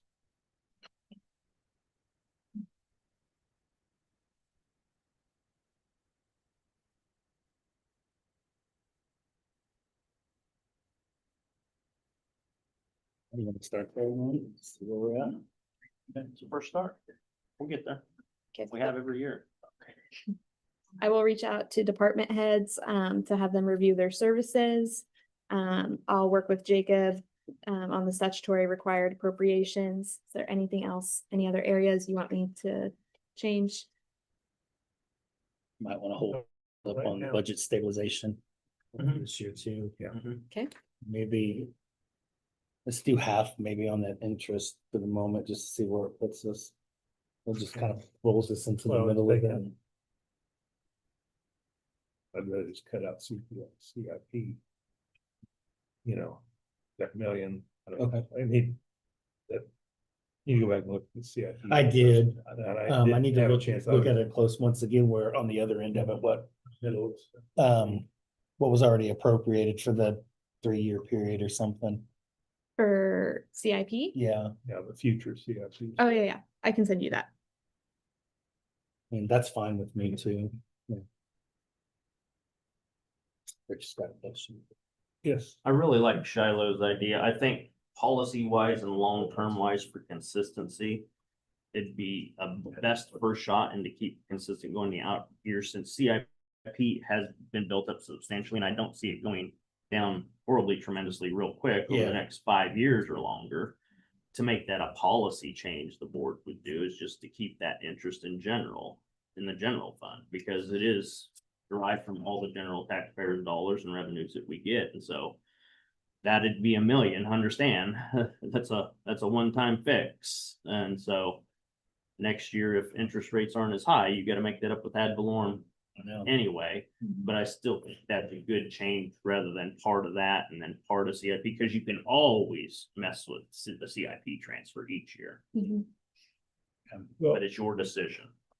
then this 2.1 million, it's this year's budget, that. I'm tracking the lines here. Yeah. For a moment, Yeah, 2.1, does that include the $1 million for CIP? That's after the That's transfer. after the And, transfer. Okay, just wanted to. Yeah. clarify, that's what that. yeah, no, we have, yeah, I always budget after the Okay, I transfer. thought so, I just. Yeah. Like I said, trying to juggle a lot of numbers right now. Sure. What? Okay, so I have removed the budget stabilization. Did you want me to reduce the transfer to CIP or add in that $1 million to our revenue? Let's add in $1 million. Drop $1 million or. No transfer, whatever, whatever that, however You said, that's what he's saying. Don't transfer to CIP this Don't time. transfer the interest For to next CIP. year, Okay, yeah. and keep the 3.5 for now. Yeah. Okay. Well, that's gonna go down. I mean, I think eventually we'll have to. And we're toy gonna be, with that, but and yeah. we're gonna talk about Right, that we got 3.5 as Yeah. well and come back to the Yeah. board with first blush and you adjust as you like. Okay. And John's revised budget. We want to have a. I've got the lowest increase, I think, of all time. We want to have a separate meeting on positions, or do we want to wait till the end? I'd say wait to the end on that. Okay.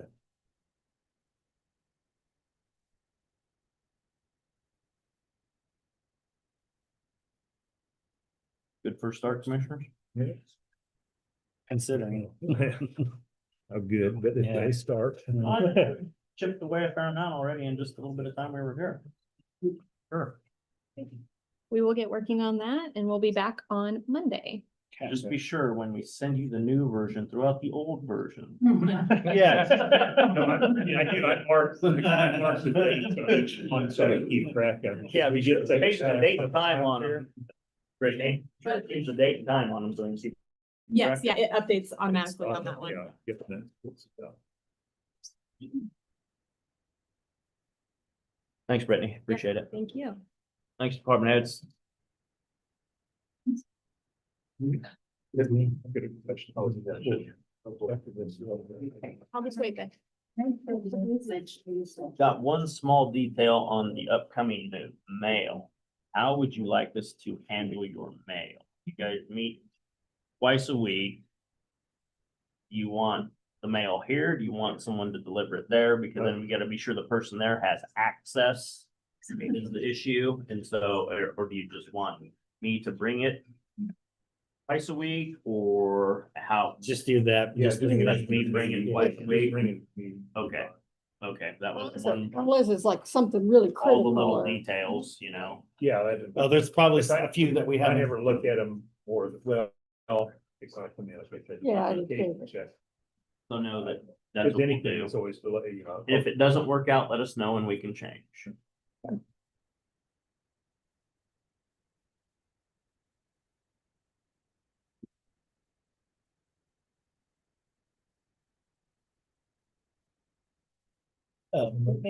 Question. Yes.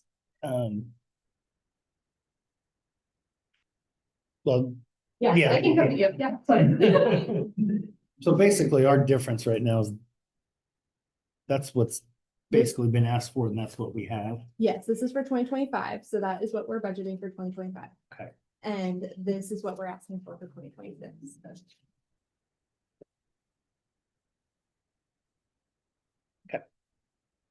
Number I need to. You're talking the right number. No. 5 million.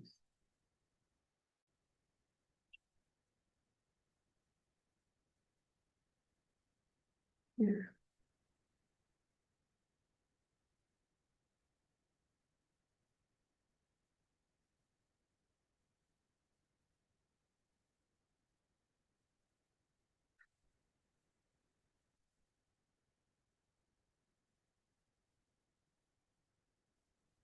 Adjourn and go back and beat our heads against this wall. And we dent this wall because we're going somewhere else, right? Okay, I would make a motion to adjourn the June 26th meeting of the Board of County Commissioners. I'll second. Been moved and second to adjourn the June 26th meeting with Riley County Commission. All in favor?